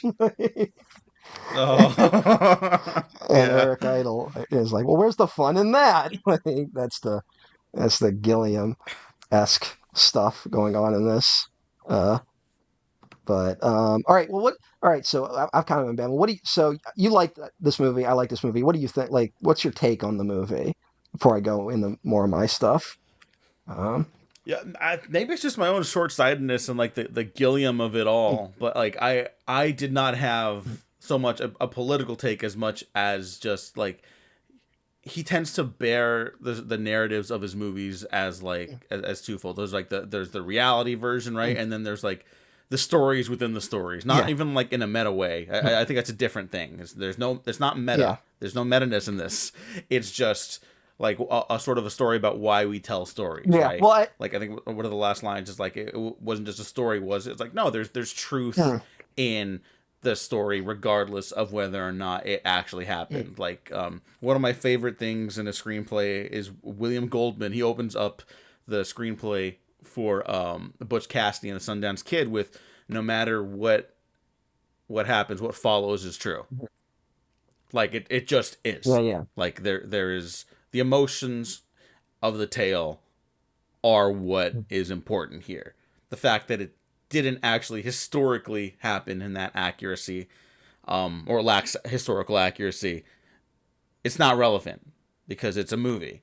And so I think on that level, that's what I really respond to with this. But the actual movie, like the production, and I love Gilliam tends to shoot with like wider lenses. I think it's just it adds sort of a faster pace to his stuff. This one, there's a lot of like telephoto stuff, probably just to cover like the fucking destruction constantly yes, happening yes. by a certain point. Um, but I mean, the production is fucking incredible.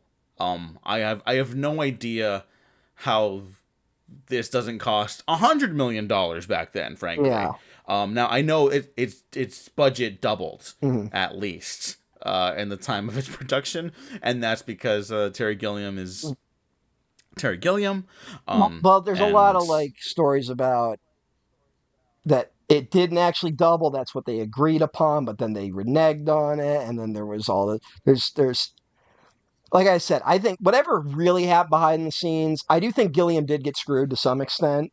I think the truth lies between mhm, him somewhere, right? Where I think two things could yeah, yeah, simultaneously be true, which is that this probably was an out of control production, but also the studio probably threw him more under the bus than they needed to, and didn't support him hmm, and reneged on things. So like that's always been my take. And like I said, I went political with it early, but this is also a movie where it's like, yeah, Baron Munchausen is Terry Gilliam, right? Like hmm, like he sees himself in the character, right? yeah, It's and I mean, and a lot of filmmakers do this where it's like that filmmakers, the comparison to the filmmakers being magicians or frauds, right? uh, is a very common one. I mean, that's what Orson Welles played with a lot of his career, right? I mean, one of his last movies is literally F for Fake, like, which is Yeah. about, and it's a lot about how, like, he built his career off. I mean, that's a dude who literally built his career off a lie with the fucking War of the Worlds thing, uh, you know? Hmm. And also a practicing magician. There's a lot of weird overlap between filmmakers and magicians because Sam Raimi was also a magician. Um, and Sam Raimi also has the quote where he's like, he says where he's like, I'm a director, but I've never really felt like one. Like he says, like he feels like I'm always pretending to be a director. He's like, I put on the suit because it's like we have to take the work seriously, but it's also kind of like it's like his superhero outfit, to be like Yeah. to. So it's like, yeah, this is my disguise where I pretend I'm a director. And I think there is some odd truth to that, and it goes back to fucking George Méliès, right? Like who also made a Baron Munchausen film, uh, Baron Munchausen's Dream, uh, which I think is a lesser known Méliès film, but also all his stuff has this aesthetic, right? Like, Yeah. so, Yeah. um, Like I mean, this becomes the Gilliam aesthetic, and then eventually it becomes more steampunky and industrial with Marc Caro and Jean Pierre Jeunet. Um, but I was telling you before we started recording, I was like, I actually was not even familiar with Baron Munchausen at like other elements of these interpretations besides like Baron Munchausen's Dream, George Méliès, and like that's that aesthetic is definitely like it's been that's around. what's attributed to like a Trip to the Moon and like all of Yeah. his stuff, all of Méliès stuff, but. I didn't know that I had like a whole library of Baron Munchausen stuff to keep exploring. You referenced the fabulous Baron Munchausen, which even the poster looks like my type of shit You'll immediately. like it. That's the It's one on. with like live action and It's on animation together, and I'm Criterion. like, oh, It's yep, on Criterion right now. Um, yep. So there we Carl go. I'm Zeman, watching that he's later got like today. a Then. whole trilogy of films that director Carl Zeman. He's got Journey to the Beginning of Time, and I believe The Fabulous World of Jules Verne is also on there. Um, so he's done a lot of interesting stuff. Some of it is like straight animation, and some of it is like a mix of live action and animation, which is what Fabulous Baron Munchausen is. Hmm. And I mean, it looks like this movie. I'm just gonna say, like the movies look very very similar. So Hmm. there's no way like Gilliam, and I don't think Gilliam has ever hidden it. I think he said he saw like a screening of this in the '70s and was inspired and made him want to do this. But did you know that Baron Munchausen was a real guy? No, I did He, not. he was a real guy. I don't know if he was an actual Baron. Um, Hieronymus Which Karl might even Friedrich. go with the whole thing about the Yeah. stories Well, and telling the truth or here's whatever. the story.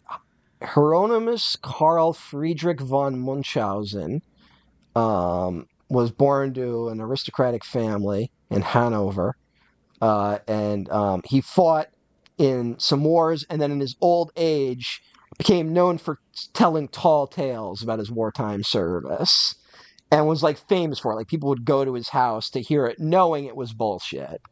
And like Hmm. from what I say, like he wasn't a liar. Like he told over the top, fantastical tall tales to entertain people, right? And then Hmm. over the years, it became more and more exaggerated. It becomes this sort of like liar character where he's telling things that couldn't have possibly happened, like going to the moon and stuff like that, and which slowly get incorporated into the narrative. And yeah, it's a lot of stuff built on top of each other. And then Gilliam wants to do it as this capper to what he sees as a trilogy with Time Bandits in Brazil, where he's like, Time Bandits is about childhood, Brazil is about adulthood, and Baron Munchausen is about death, right? Like the three Hmm. stages of life, essentially. Um, so it's very much a story where you could see him in the Munchausen role. And it is, I mean, if we talk about, his unwillingness to maybe take responsibility for what happened on these film productions, this is a movie about how Baron Munchausen kind of screwed over all his companions, right? Like, Hmm. and it is that weird thing of like when they do there is that where they rescue Eric Idle where he's like, you left me here for years, you tricked me, you abandoned me, and then you expect me to just go on an adventure with you again. He's like, yes. He goes, all right. Like which is probably what it feels like to be a director at some times. That you're convincing a bunch of people to embark on an incredibly foolhardy expedition. Like that's really what being I mean, the more you read about it, the more is tricking people. And I don't mean tricking people in the putting them on a dangerous set type way, obviously. I just mean in the we're all going to work together to do something that is ridiculous and nearly impossible, right? And we're not going to Yeah. succeed because no Mm-hmm. movie is ever as good as it is in the director's head. So we also know we're Mm. going to fail. So, but we do it anyway. I guess you could just say that about the creation of all art, right? Like, I guess it's all just that, Yeah. you know. Um, Yeah, you got an idea in your head yeah, and it doesn't turn out the way you want to, but it's like, hey, maybe someone else thinks like they really respond to it, and it's like, okay, so it's like successful, but then how do you measure that success? It's like, well, maybe they respond to something I don't even want them to respond to, and it's just like, well, it doesn't yeah, matter at a yeah. certain point because now it just exists, Mhm. Which is kind of like the and that's Darren its own Aronofsky reward. film Mother. Watch your step, watch your fucking step right now. Watch your, that's I don't know. I don't agree. I don't agree with that. I mean, it's about an artist. No, it's actually about how we treat the No, no, earth. it is about that, but that's not interesting. So it's the stuff. It is also about when an artist puts their art out into the world and how people respond to it, which is exactly what happened with Mother, which is why that movie's actually kind of Yeah. interesting. No, and I'm sure his reaction to the negative criticisms of that movie were very chill and I normal mean, and cool. that's what makes it so funny. That's why it's a good movie. I can't get there, but I will say it does make it funny. So, um, Yeah. so why is this set on Wednesday? Cause actually I don't Like know. that's a. I was gonna even do like a jokey one, but no, I actually don't know. Like I I'm genuinely sure don't there's some like know. metaphor or symbol I'm missing that like is in culture that I just don't know. But it also could just be that Middle of the yeah, it could week. just be a middle of the week thing. Because there's that joke where the soldiers are like, where he's like, "Why aren't you firing back?" And it's like, "We can't. It's Wednesday, right?" And they say it like a depressed tone. It's like they just don't have it in them to fight, right? And Yeah. I mean, they're. I think there's something to. I think a lot of this is sort of about the villain of this movie. Is constantly like taking the numbers and being like, here's how many we lost this day, here's how many this, blah, blah, like you have to surrender today because we surrendered yesterday, like all that stuff. hmm And it's very bureaucratic and stuff. And I think there is something about you know well even the regimenting of the days of the week uh does something to take away from like the human spirit and heroism and storytelling, right? That even something as simple as hmm that has an effect on it, which is interesting. Or it's a foreshadowing of Hold the on a incredible second. 30 Rock Hold bit. on 1 second. My Bluetooth Mm. disconnected for some reason. You do sound different. Well, I'm gonna hang up on you real quick and then I will call you back. All right. All Okay. right. Okay.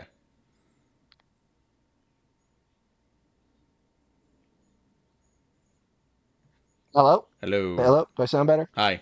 You sound better. Yeah, you actually sounded better the other way, but that's okay Oh, because no, you're not recording on okay, this. sorry. Yeah, it was it was well, I think because my voice is going through my headphones for you. I think that's why I Right. sound worse, but it Right. disconnected from my Bluetooth because someone tried to call me. Um, hmm so yeah. Um,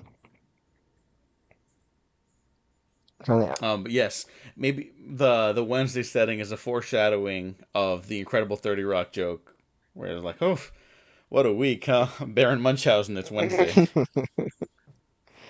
I mean, hey, I thought it was Tuesday. No, no, no, Lemon. It's Wednesday. That's the joke. I thought it was Lemon. It's Tuesday. No, no, Lemon. It's Wednesday. Let me check. I'm fucking. I'm not gonna get No, no, I. gaslit. I've been rewatching 30 Rock. Hold on, hold on. No, it's No, Wednesday. It's for Wednesday. some reason I thought it was Tuesday. But yeah, everyone else says Wednesday, so I'll go with that. Um, Tuesday would be funnier. Tina Fey. Maybe, Because it's yeah, only the second day yeah. of the week. Wednesday, it's like middle of the week. It's like, well, you're halfway there at least. Yeah, maybe you're Sh- right. Yeah. Yeah. Should have written for 30 Rock. Hey, 90% of the jokes in that show, funniest things you're ever going to see on primetime Yeah. television. The other 10%, Weird race stuff. we don't talk about those. Yeah, we don't talk about that. Weird race and gender stuff. That's It's fine. kind of like, It's fine. It was 2000. We're still recovering from 9/11. yeah, So, 9/11 yeah. affected us all in different ways. Yeah, it stopped Terry Gilliam from making like 3 movies, which is maybe better for humanity, like the people that would have worked with him. What if that was Al Um, Qaeda's plan the whole time? oh my What if god. it came out? It was just that. Terry Gilliam renounced Well, his American citizenship during the Iraq War because he had dual citizenship with. oh, so it worked. Yeah, well, I mean, and also like he's only allowed to be in the country for like a set amount of time now. Like if he ever wants to go to America, and Oh my and when god. he tells the story, he tells it like he didn't realize that renouncing his citizenship would have consequences.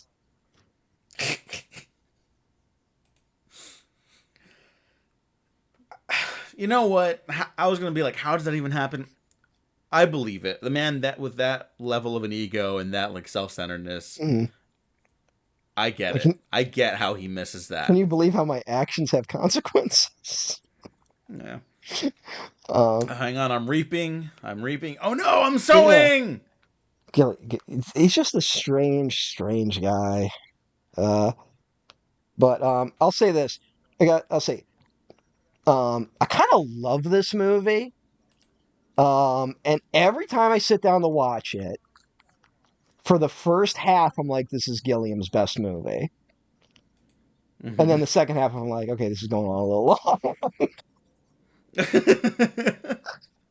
I don't know if I feel like it goes on too long, but I think I don't know, like it's just such a wonderfully produced movie with like the sets and like Yeah, the ingenuity. Like when people get like stuff chopped off, like specifically heads, yeah. like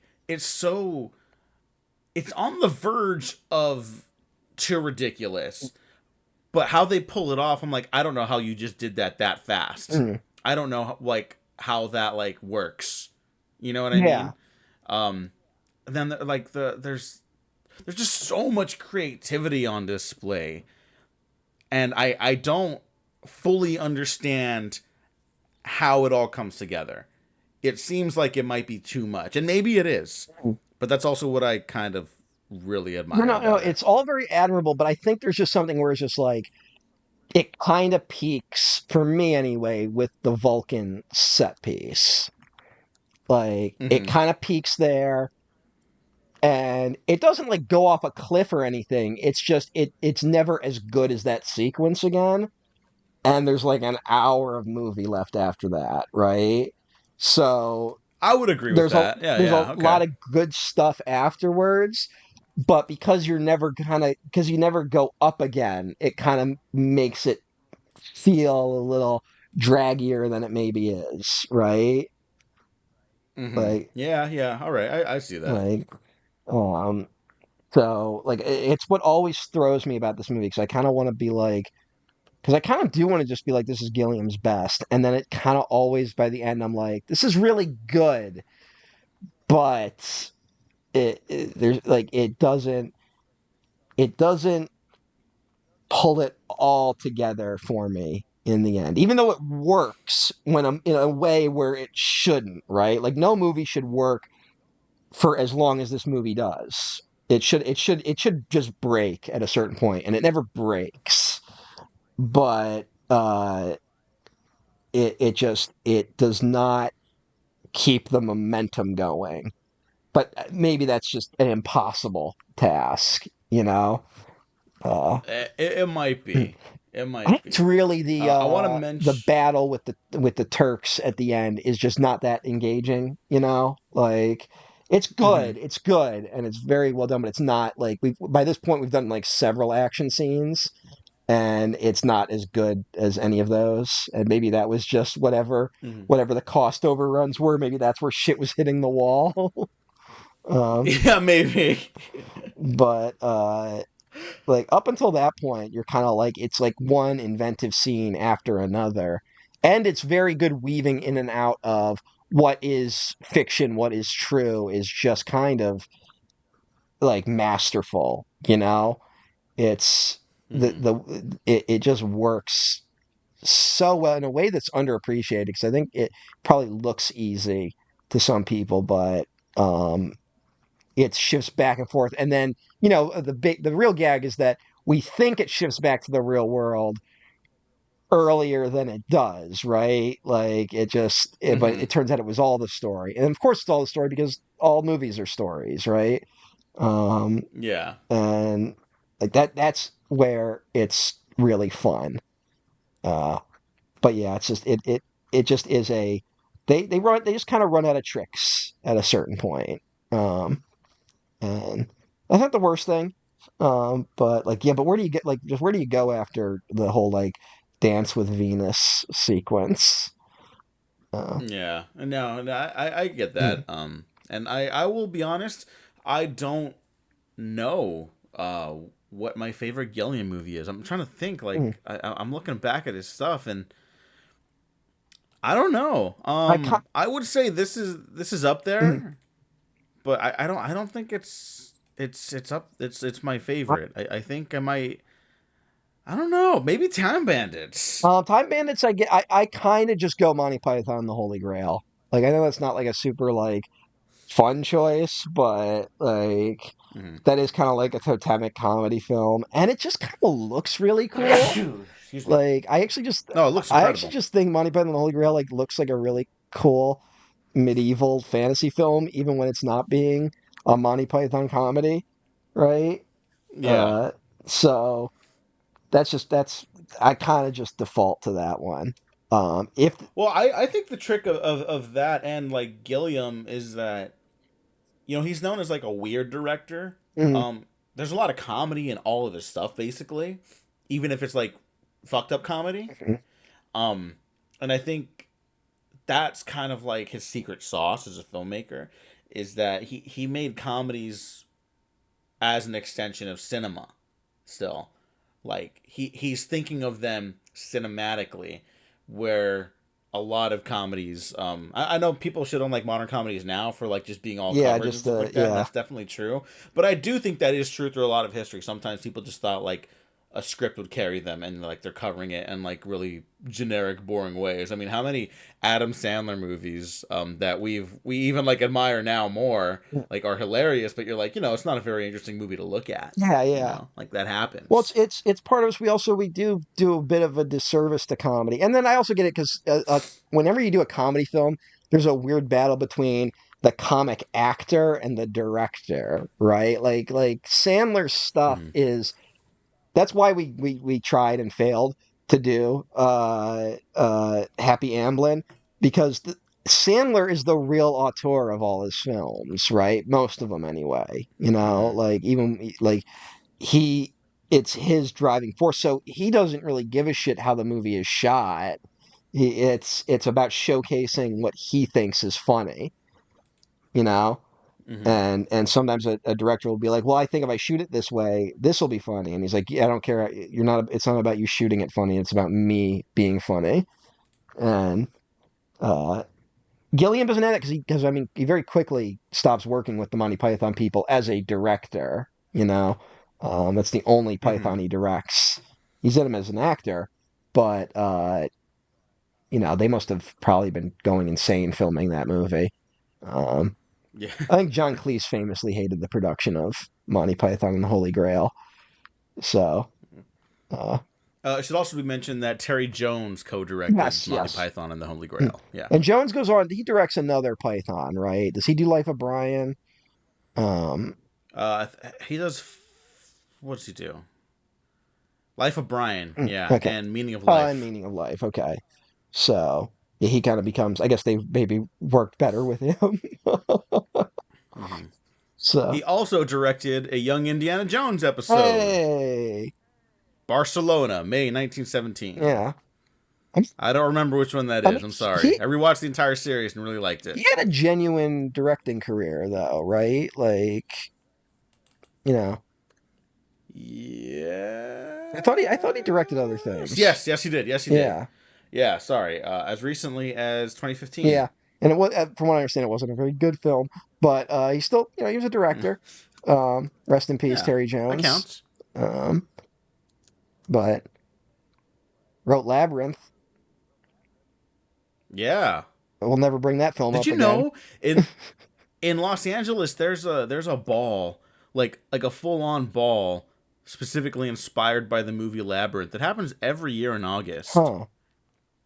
I didn't know that until recently. I kind of want to go next year now. Do people come back from this For no ball? reason. Do people come back? Yes.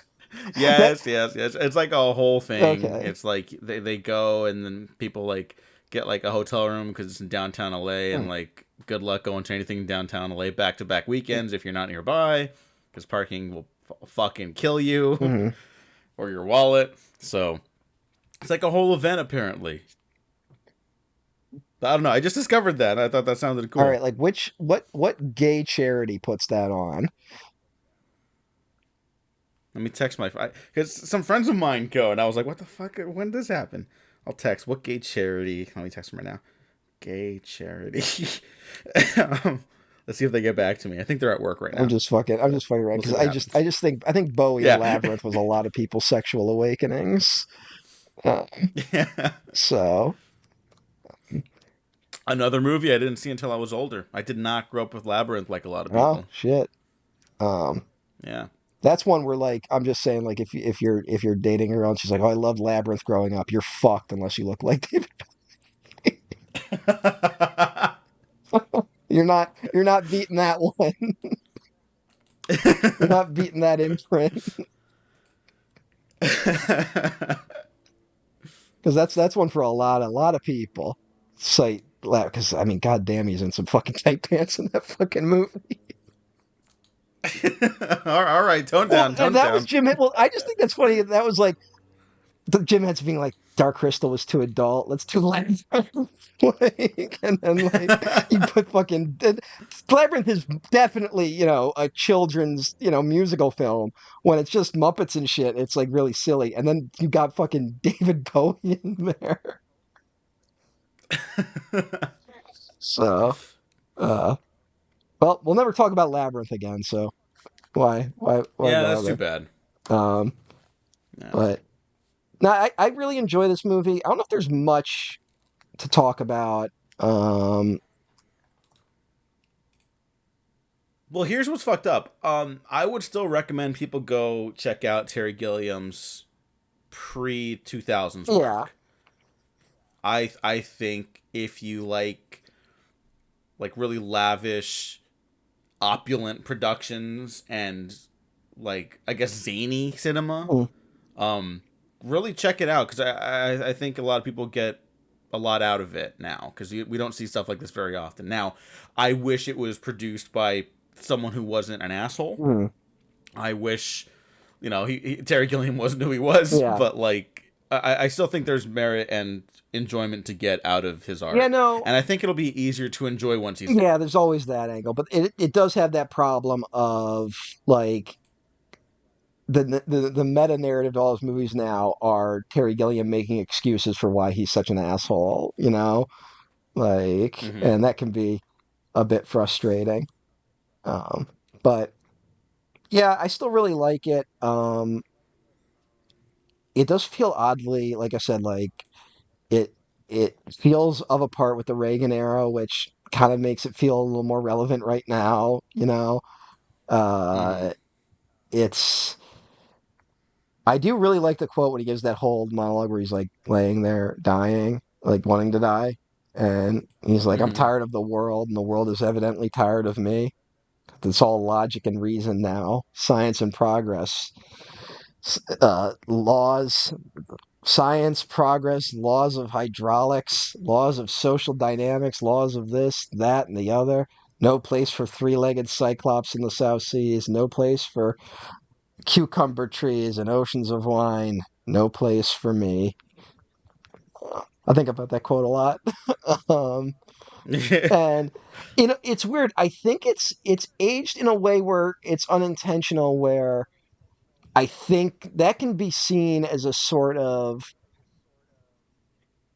call for infantilization, right? Like of a hmm we talk about this right now with like the infantilization of cinema audiences, where like they can't handle movies that aren't about cartoon characters, and Yeah. it's like even Joker is like the adult outlier in that, and that is very much that is based on a cartoon character, that's based on a comic book character, and I can see that statement being an ode to that. Whereas it really feels like more like, again, against a sort of Reagan greed is good. It's all about numbers type thing, and less about messier transgressive stuff, right? And hmm this movie doesn't just emulate that in terms of its story. It's like it's the entire vibe of how the movie is shot, right? Like, Yeah. and so I just think that's something worth calling out.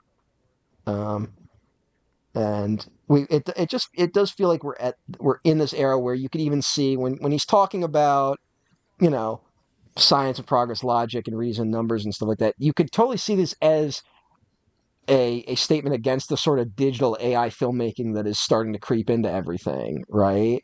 That it's hmm reducing our art to this sort of generative thing, and it's like there's no place for the outsider, um, which is very much what it felt like during the Reagan era, and it's what it feels like in the world right now, oddly.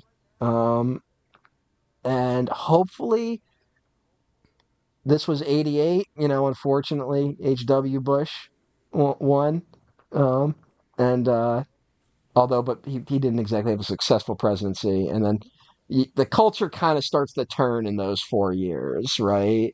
So hmm hopefully we're in a similar spot right now, and hopefully it turns in a good direction. Uh, I mean, The Matrix comes out 10 years after yeah, this. You know what I mean? Like, there's a lot of stuff that factors into that, the creation of that masterpiece, but that does happen within a yeah, decade. Like, yeah, I don't want to end the episode on a downer either. So I will look at the positives and say, like, things like come in waves, yeah, and hopefully this fucking AI algorithmic bullshit approach to like producing movies as content and not art, mm, like I think that has a finite lifespan. yeah, I don't see it lasting for. It can't last forever because people stop watching fucking movies. You're gonna get bored. yeah. It's just gonna be weird if, People want human yeah. expression there. Well, it is a thing of like it's the silver lining in all this is that it turns out human beings actually like other human beings, right? The hmm Trump years are trying to convince you that we all secretly hate each other, and we don't. We actually like each other.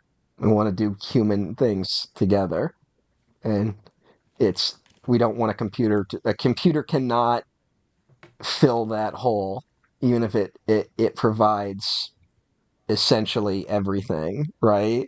Which is what they're trying to turn every hmm computer into, an everything box. And it's still whatever, there is still something to the human spirit that those things can't capture, which is also in RoboCop. So, uh, The Adventures of Baron Like, Munchausen. call me Murphy. Ray Skywalker. No, no, no, no. It's funny that she actually says it at the end of the movie. Yeah. Cut to that TikTok where the Raylos got together to watch it opening night, and it ends with them yelling at the screen, "Don't say it, don't say it," and I fucking hate Star Wars. Wow. Hey, every generation, man, deserves one Phantom Menace. Yeah, yeah. Raylos. And now people like Phantom Menace, including myself. Yeah. So we'll see. Phantom Menace We'll is a see. movie. Um, Human expression will be around forever. It may not always triumph, but it'll always be here. Oh, I Like think it it just does will. triumph in the end, though. Not to be all fucking like, you know, like I think it lasts longer. I know it definitely Yeah, lasts longer. yeah. It definitely lasts longer. You know why? Because probably like 10 years ago, some algorithmic data told the Walt Disney Corporation and Bob Iger that remakes are hot. The most popular Disney animated movie of all time, arguably, is The Lion King, at least for our generation. You should remake that because that's an easy $1 billion. That was true. What's also true is people like forgot that movie happened and it has no cultural staying power whatsoever Mm. because you just watched the original Lion King because that's one of the best movies Mhm. ever made by human beings. So yeah, there's something to that. I just wanted to shit on that movie again because I saw the trailer for the new one again. So I just I, apologies to Barry yeah, I Jenkins, don't who want I to. will watch that movie for I don't want eventually. to gang up on that one because it is Barry Jenkins. Like I want to give him a chance for that one. You know, uh, Yeah, I will. I'll watch this one for I him just, for I sure. I just, didn't see that other I one. just feel like everyone is taking out the anger that we should have had ready to go for the first one out on Barry Jenkins one, and I don't like it. So I will not participate in the dogpiling, even though it does look pretty bad. But I'm still, I'm gonna sit back and it could be the Eternals of the Disney remake wave. So Who knows? Who when they knows? accidentally gave it to someone who knew what they were doing and made something transgressive and it bombs, it gets blamed for the end of it.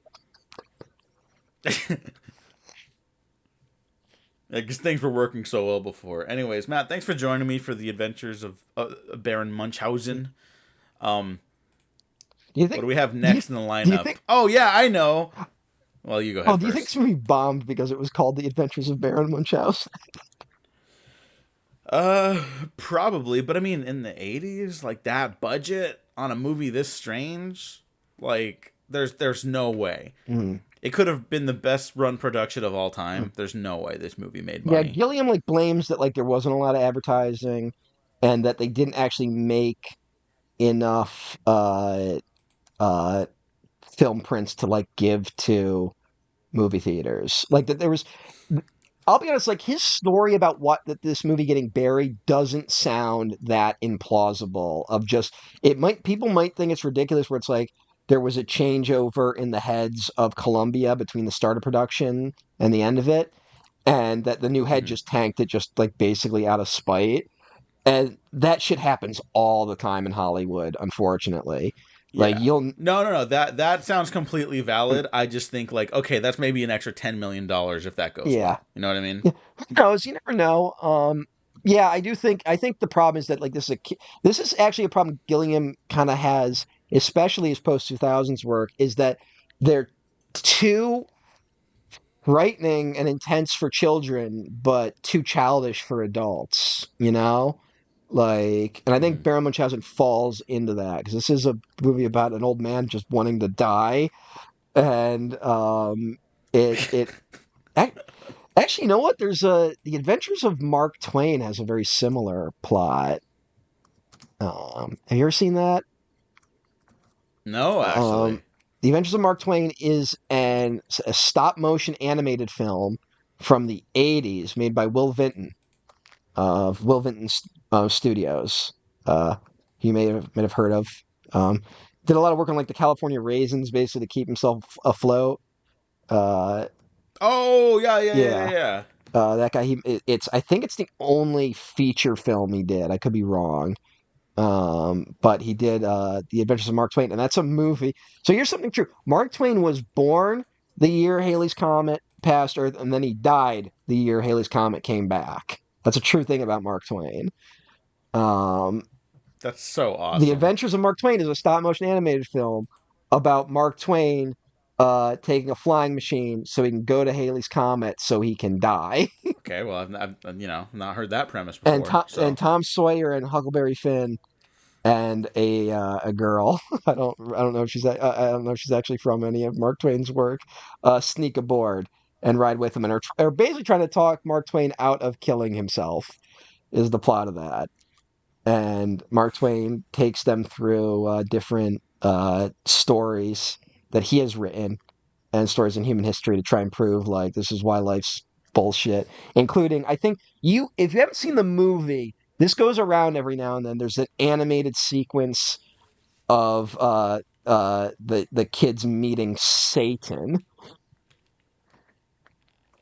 and Huh. Satan is just this mask on a stick that is being held by like a suit of armor.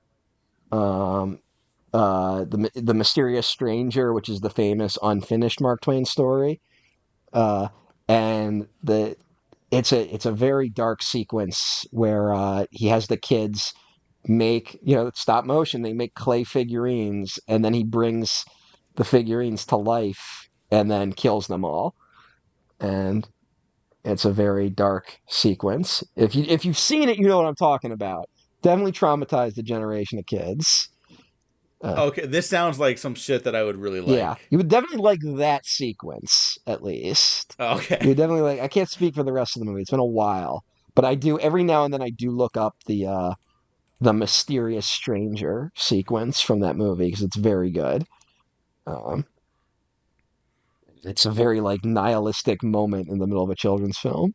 So I guess that was the '80s, and I think again, I think that's why nuclear weapons are referenced in this movie. I think everyone was just like, we're all about to die. Like Reagan was like building up our nuclear reserves so much. Everyone was like, we're all about to die. Nuclear war is assured, and so suddenly all our children's films are about that too. Yeah, well, we can't relate to that feeling. So, No, not at all. yeah. Baron Munchausen. Would you rather feel that, or would you want to be like Gen X, being like, nothing matters, man? Because there's be the two speeds. Uh, Two speeds are that we're like, I, oh my I, God, we're all about to die, or our lives are empty and hollow because we aren't all about to die. uh, I don't know. As someone who once did feel like life was empty and hollow, it's not a good Mhm. feeling. Whereas, like, I feel like, oh, we're all gonna die. You could still do a little bit like rage, rage, rage against the dying of the light type Mhm. shit, you know. Whereas if you're like nothing matters, this doesn't matter, irrelevance, everyone will be forgotten at some point. Like that is not like a good headspace. I feel No, it is like for not. people. No. So yeah, So maybe, nuclear so Armageddon, because then you maybe, could like rage against that a little. maybe the bureaucrat played by Jonathan Pryce and the Sultan are actually the heroes because they keep the war going. It keeps the perpetual feeling of being alive Okay, well I forever. didn't say that. Okay, we're getting that specific. I didn't say that. Diego, I'm shocked you ended this episode with an endorsement of the Forever War. No, no, no, no. I'm against the formation of a clone army. You can't just let that happen. I would have asked like three questions. Links down to our stuff below. Um, the, the, like and subscribe. If you didn't like this episode, you're fucking wrong because this is very funny. We're talking about King Arthur: Legend of the Sword next time by Guy Ritchie, everyone's favorite movie. So like, stay tuned for like if there that. was an army that had been like waiting for 10 years, I would be like, well, what's that about? Well, the Jedi were stuck in diplomatic bullshit, and they took their eye off the ball. Yeah, Yoda was. Also, you forgot about Sifo Dyas. Oh, Cypher Dyas. Oh, Cypher Dyas. How could I? How? Yeah, who had ordered the formation of the clone army and then was murdered because it wasn't actually him. I think that's the mystery element. Oh, oh, It's like oh, a cover oh, up. you think there might have been something fishy there? Yeah. Wonder what that's about. Well, I wonder if maybe Cypher Dyas like that was like a type of prank he would pull. Like that's why it was so believable. Like Cypher Dyas had like done stuff like it in the past. And they're like, oh, it's just him again. Like, I'm just glad that it's not like an acronym for like Count Dooku or something, hmm because then it oh would have yeah. been like, oh well, that's a little silly, Or Newt you know. Gunray being Newt Gingrich. Yeah, yeah, but that's funny until you get to the racist accent part. George, what's going on, buddy? I know it's a little late. It's a little late in the game, but you can put one movie out there to give us some answers. Not a Star Wars movie. I'm talking about a movie that's just your brain without Star Wars attached to it. And just tell us something. We need something, man. Um, We've been professionally You're letting unprofessional. Coppola do it, but not you? Come on, man. That's actually pretty true. That's kind of wild. Yeah. That was his whole thing. All these guys should have come back. His whole thing was like, once I finally have enough time and money, I will be doing my personal small films. And of the guys, I think George Lucas has the most time and money now, especially. And he's doing the Yeah, money's literally not an object for yeah. him, He was able to give away most of his shit. Like, and still have like yeah, $1 billion. and he's not doing So anything. maybe that's why he's the good billionaire, because he just like stopped. He's just like, no, I can't be a part of this anymore. I'm not human. I I have descended into the piles of wealth. I would still like him to make a movie about that if that's the case. I would too. I would too. George Lucas's Megalopolis. Oh boy. That's something. Okay, All goodbye, right, bye. everyone. We're doing King Arthur next. Bye.